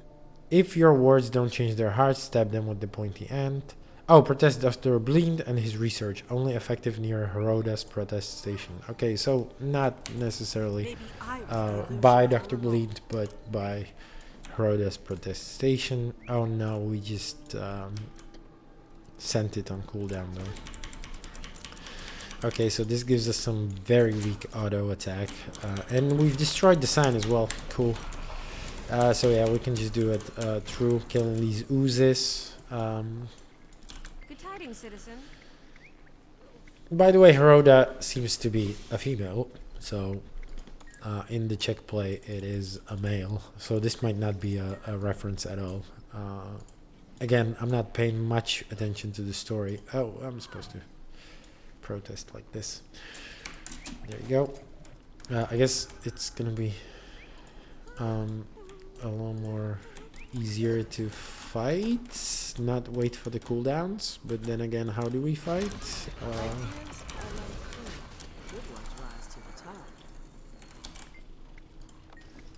Activism, protest. Oh yeah, this enrages them significantly, I see.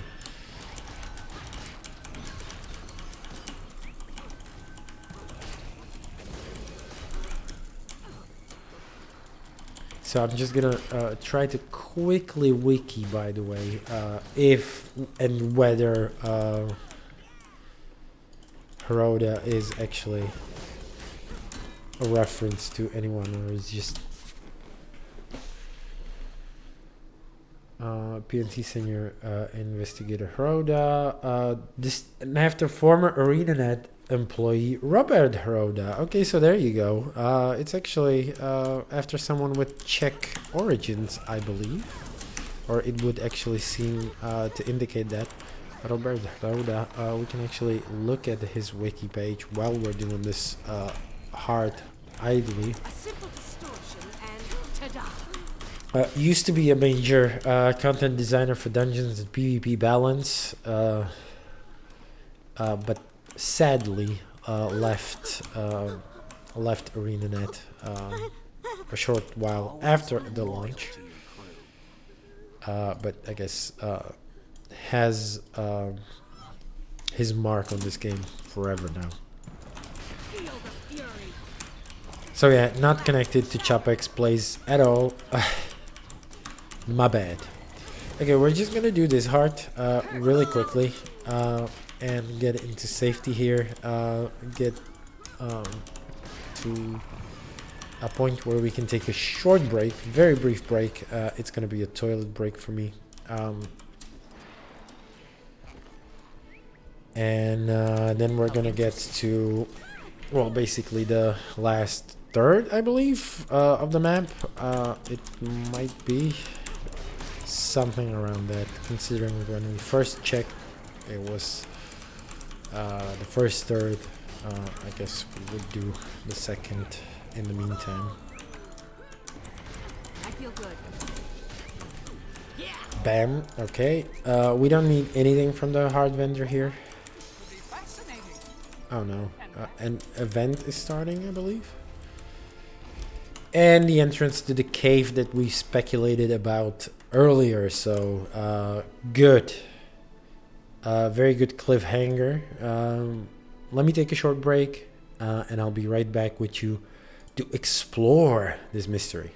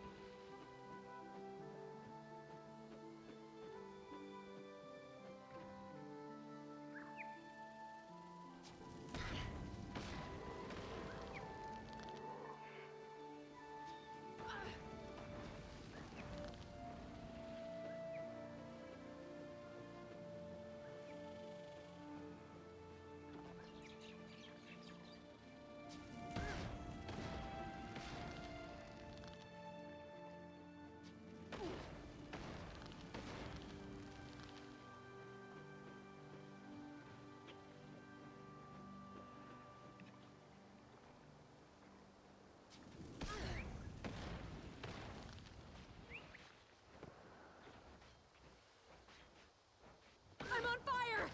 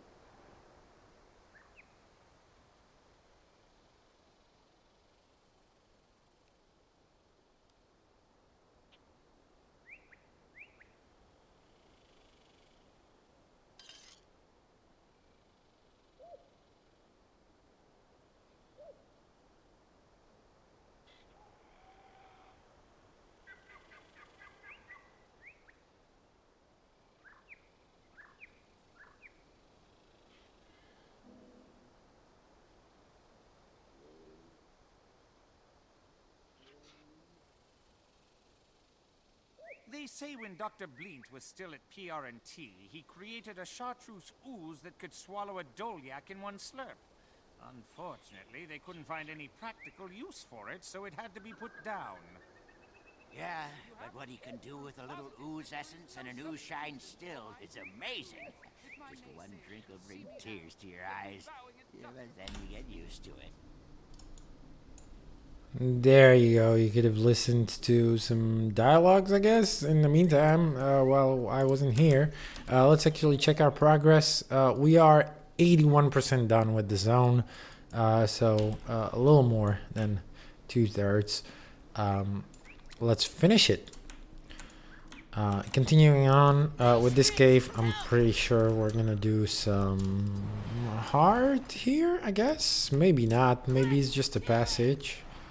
Uneventful passage to where we sort of came from. It loops around here. There is an event going on sometimes. It's like an escort. Don't quite remember the details of it, but it loops back to our familiar area. We still haven't discovered this point of interest right near Sorendra, right where we started. We will have to loop back eventually, but I would like to explore further, and we can always waypoint back instead. There is a hero point over here, so we're gonna head for that right now.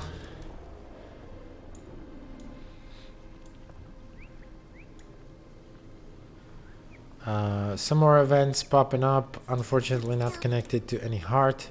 And of course, this hero point is important for us. It seems to be open. I'm just gonna run right past it. Oh no, it's not.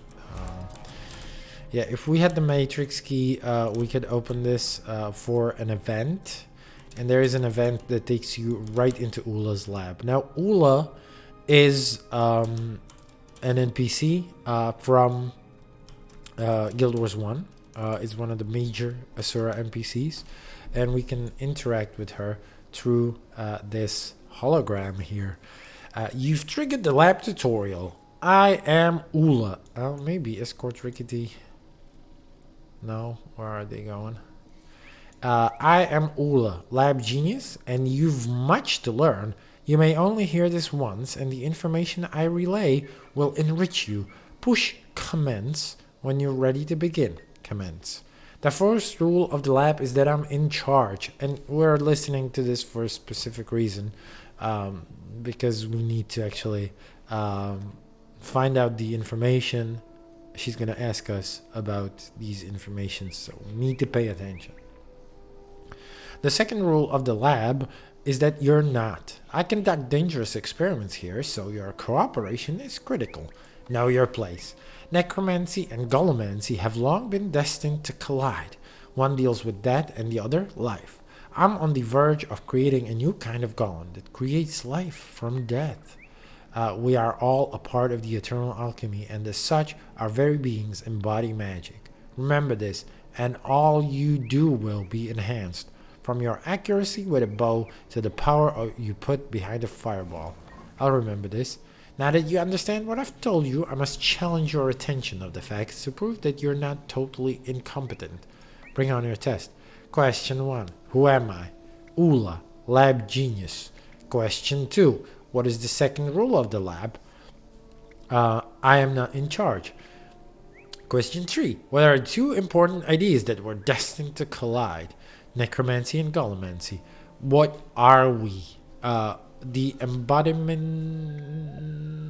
We embody magic. You've passed. You're not the fool I thought you were when you activated this recording. Stop. And there you go.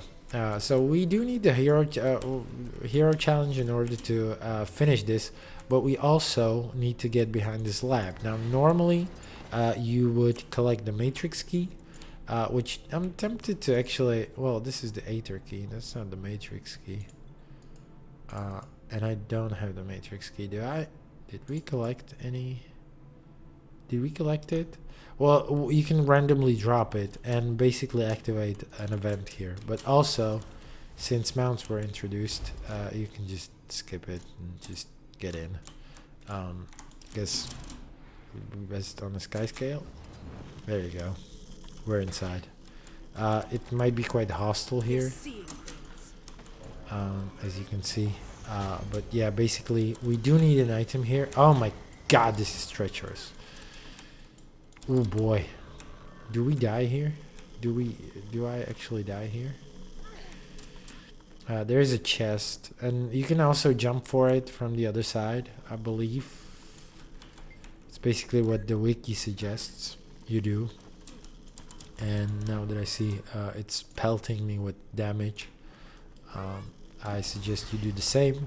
However, we survived, and you can reach this little chest here, which actually gives us an item for Astralaria, and that's more specifically Ula's what is it? Ula's study on ancient magic. So unfollow this, and let's continue with also hope has been found. As you can see, only 2 items remaining, and one more check mark to do here. Actually, oh yeah, we haven't been there yet. Actually, we're gonna loop right around and go for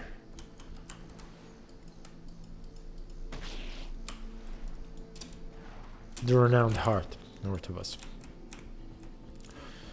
Now, for those of you who may not be aware, by the lab there is a hidden path right here in the cliff face, which opens up to like a little mini jumping puzzle. Now you may be satisfied with jumping all the way up, and I'm actually gonna show you that, and reaching like the first chest, but that's not the extent of the jumping puzzle. Now we don't need it for anything, so I'm not gonna do the entire jumping puzzle. Just know this: once you reach the point after this bridge, you're not done. There's a whole lot of stuff waiting for you after doing this. So there you go. You're gonna loot the first chest. If you continue on through the gate, there's a whole jumping puzzle in there. We are dropping down to Coatl waypoint. As you can recall, Coatl are the ones that assaulted the village of the blue highlight. We've helped just a little while, so we know they're unfriendly. An event is going on here too, which will help us, because all we need to do is eliminate Coatl Highlight, smash their turrets, and protect the haven from raids. So basically just fight. We're supposed to technically destroy the buildings around here, but that would just end the event quickly. Not that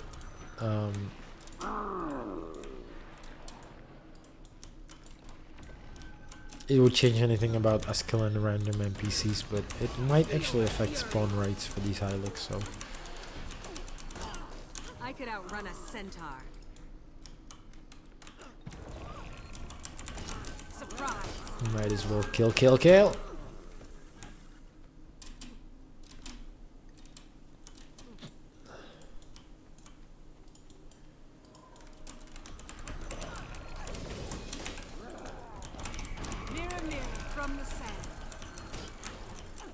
Not much else to be said here, I guess. I don't know, did the event stall or something? They're not moving. Alright, I'm done here. I don't necessarily need to do anything else here, except for talk to the heart vendor. And that's again for one specific reason. However, now the jug is filled with the red sludge. Just looking at it makes you gag. Take some to eat. Becoming more powerful isn't always pleasant. And it's one of the hearts that you can carry around across half of Tyria and finish whenever by consuming the item, and that's it. But there you go. I guess it's broken, this thing. People are quite skeptical of or asking about where the last building is. Again, we don't really care. We're just going here for the hard vendor. There it is. We found the building though and helped along the way.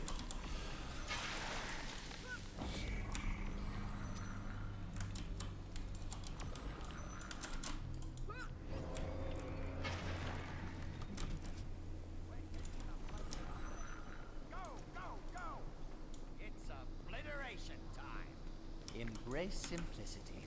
This guy is quite riled up. Tarf's assistant actually offers us this Hylix Slayer badge, which we do need for the treasure hunter collection. Is the only thing that we need in this map, unless the fire elemental actually drops something, but we're not gonna do it over and over just to wait for that item, if indeed there is some that would exist. So that's what we need here. Further on, we can, I guess, continue north if it allows us to. There might be invisible walls in our way. Also, we cannot actually use mounts here. Not yet. We might further on north. This is all to prevent you from cheating at the jumping puzzle, but there's no jumping puzzle over here, so they allow you to fly your mounts again. However, as I speculated, there are invisible walls blocking our progress, so this basin is historically couldn't have been crossed this way, so no, we can't cross using mounts either. We can glide, interestingly enough, but I guess that's just like some safety and stuff. This is the ending of the jumping puzzle, by the way. It's pretty much why you cannot use mounts here. Otherwise, you get to the final chest Not enough energy. right away.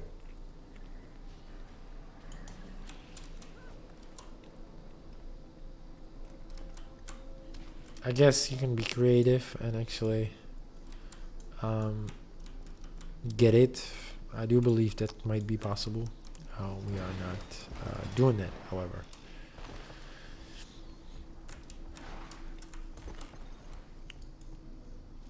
I did get a whisper from a guildie. Let me just quickly respond while we're heading north.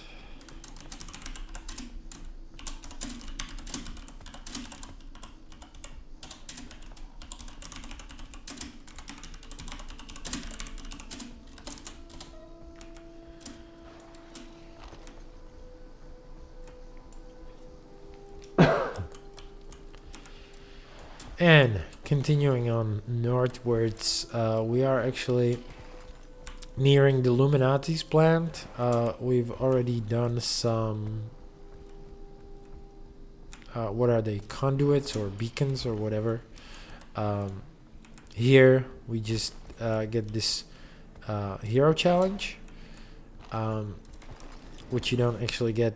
It's actually underground, or rather at the end of this tunnel. And we're just going to channel it first. Massive amounts of energy flow through the Illuminati's plant. Generators. It has enough power and potential to supply energy to an entire city. I feel good. So there you go. It's apparently a power plant. I guess a replacement for Taumanova reactor. Or an alternative. Or maybe Taumanova wasn't for energy at all. Who knows? We're just going to commune with this. Tap on to some of that power, or into. But walking back to it, we are actually carrying something in our inventory, and that's this orichalcum ore horn, or orichalcum horn. And we can imbue it here, and that's for a very different collection from the rest of it, and it's for Uzulan's Mechanical Orchestra. Now, I've mentioned it on stream before, but this one is actually for a guild hall declaration. And we're very close to finishing this. Basically, all we need to do is a single adventure. I guess we might do that as part of our exploration of one of the Heart of Thorns maps, which are gonna be part of our legendary journey, but for now we've gotten basically the last item of the collection from legendary journey per se, per core maps. So we're very close to finishing this. Right outside the plant, if I'm not mistaken, and I'm just gonna check my stuff. Yeah, there we should see the sky scale cloud. In fact, I see it right here. The anomaly, I guess. where we can do another sky scale fly around. So that's gonna progress another of our achievements. Again, the path kind of obscured by the tree crowns, but nonetheless quite easy to reach, much easier than before, I guess, as well. And it gives us a nice overview of the Inquest Outer Complex, which we've done a little bit of progress from the inside before, but now we can actually go on the outside of it and continue with with sabotaging equipment. Perimeter breached. Student 1526634. To activate your lesson module, press the red button. Pressing the red button.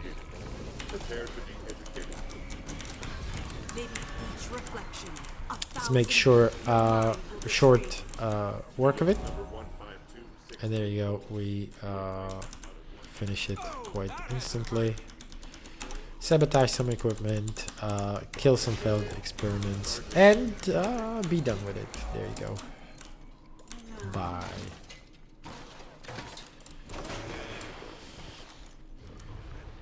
Probably not much else to do here. I guess we can loop back, loop out of here through here.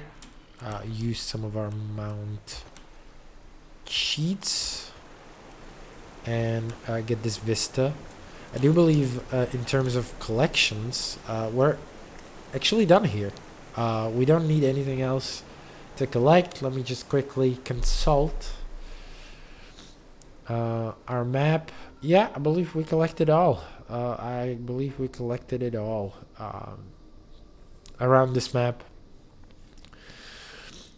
Oh yeah, the only the only other thing I wanted to show you is how this place looked like initially. So a quick consultation with the historical guide to Tyria shows us that we are at the location of the Riverside Province, a map in Guild Wars 1 called the Riverside Province.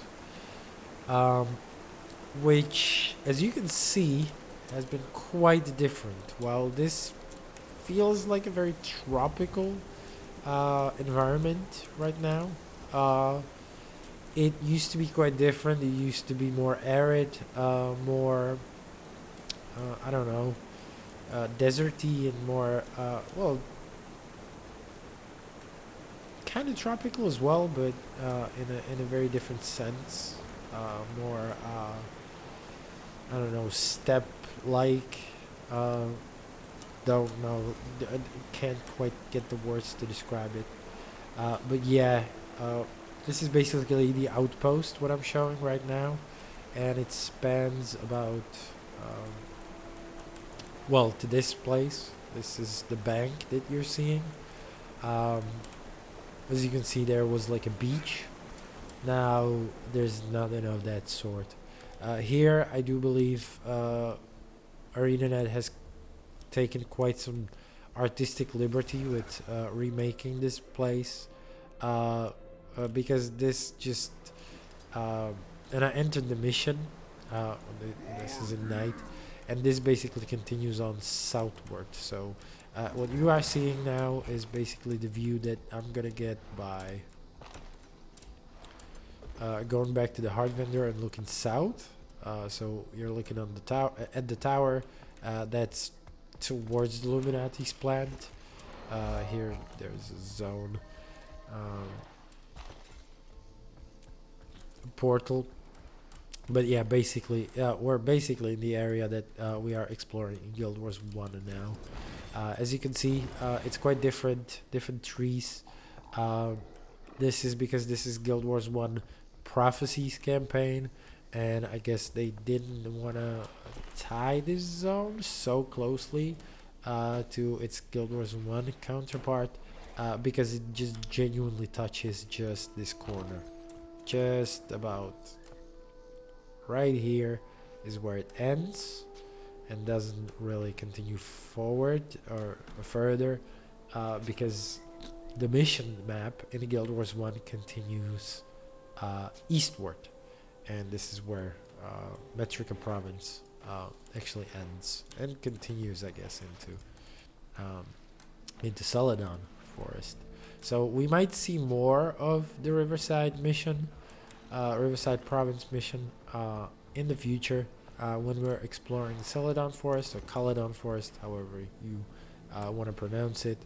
But for now, just enjoy the couple of moments that it takes to basically start the bonus in that mission. I do have an overview of the map and what it looks like further on east. Right now in Guild Wars 2, we just discovered the Transformer hub, Kachonk, or what was it? Kachonk, indeed. But as you'll see soon enough, when I kill the enemies in Guild Wars 1, it's basically, I'm just gonna quickly assume position in Guild Wars 2 as well. Once we climb the hill over in Guild Wars 1, it's basically this view, what I'm gonna offer you. It is night in Guild Wars 2 too, so it's quite opportune. Oh, hold on, we haven't even reached the gate yet. Just gonna fast forward it a little bit. In GW2, I mean in Guild Wars 1. And yeah, there we go. We climbed the hill. It's basically the same view as we have in Guild Wars 2. Also quite hilly. I don't know whether these peaks are references, but yeah, it's this little zone, just kind of here. And yeah, that's it. That's it for our Guild Wars 1 journey. We haven't finished our Guild Wars 2 journey. We still do need the credit for this map for full exploration, including another pillar. This time the Conduit Tower Blig. And we have 16 hearts, 8 hero challenges, 16 waypoints, and 9 vistas. All we need is the point of interest towards the very start of this zone. I guess we're gonna roll a beetle there. Just tag it. And we're done here. Another part of our legendary journey finished. Oh, what the hell? Have you seen that? Quite the trick. Not what I wanted to do, but there you go.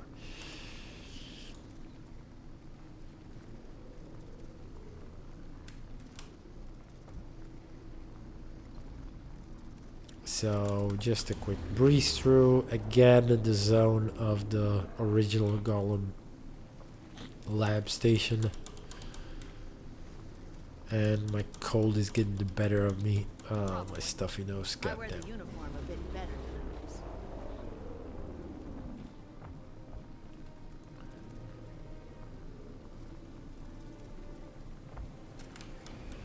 Where does this lead to? Are we that south? Oh yeah, we are very south.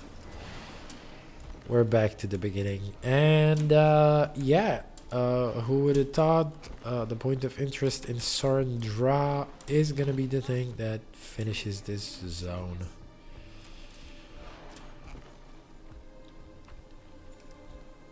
It's this little cave, which is the Tyrannix lab.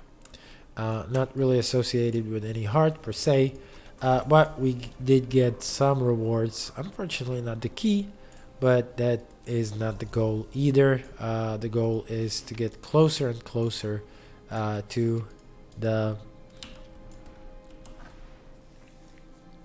coveted gift of exploration. And there you go. That's it. That's what we've done here. Not much else to say. A little closer towards Moot. And we're gonna finish that collection actually next time. I do believe with the Harati hinterlands, I think that's the most natural way to progress. Harati has a very interesting overlap with Guild Wars 1. As this zone, unfortunately, we do have it fully on our Charlotte character, on our Mesmer, so we're gonna have to do it with another one of our alts. But yeah, it concerns with this part, and well, that's pretty much it. So thank you all for your attention.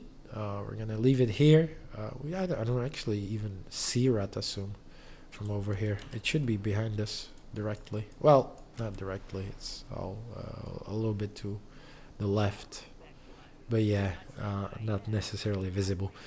But yeah, thank you. If anyone visited the stream, if anyone is watching through the VODs, and I'll see you next time on one of my Guild Wars 2 streams, or perhaps my secret project that I've already suggested on one of my previous Guild Wars 2 streams.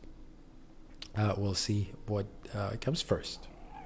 Anyway, I do believe this is it. Well, hold on. Hold on. I will post links. I will post links in chat to my other website presences. However, before I leave you, I do believe another another audio log from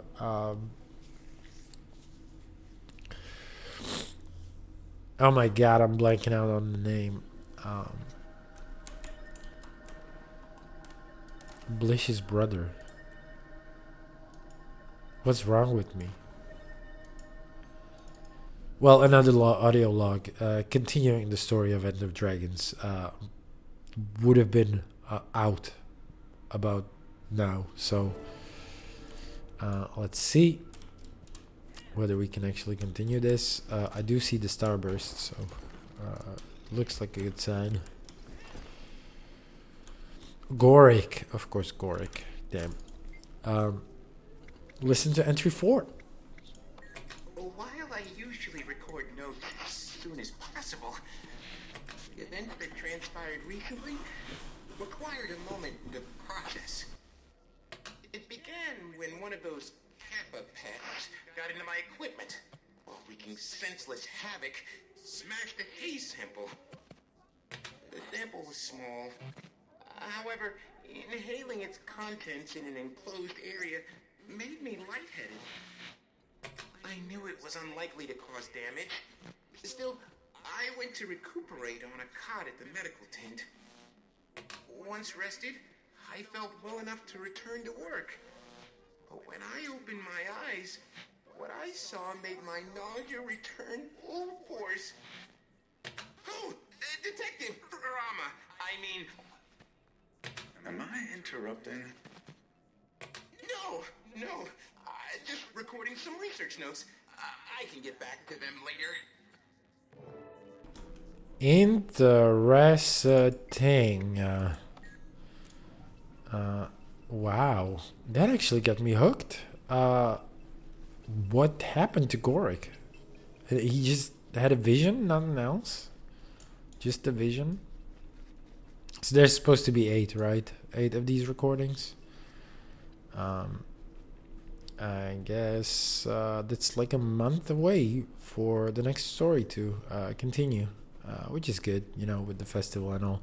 But anyway, yeah, we finished on a little bit of a continuation of our active story. I do like the fact that I finally done a legendary journey episode. Hope it was enlightening. Hope it was fun doing the Guild Wars 1 comparisons, because I'd like to continue with those in the future. I know I haven't had any active audience here on stream, but again, all these streams are available as VODs later on. So there you go. That's my legendary journey, pushed a tad forward. We genuinely need just one more item and we can progress Moot and basically finish it. I do believe we have the materials to do that, and most of the other legendaries I would believe, although we do want to do some of those End of Dragons legendaries, and we'll see how that goes. However, that's it from me now. I'll see you around next time. Bye bye.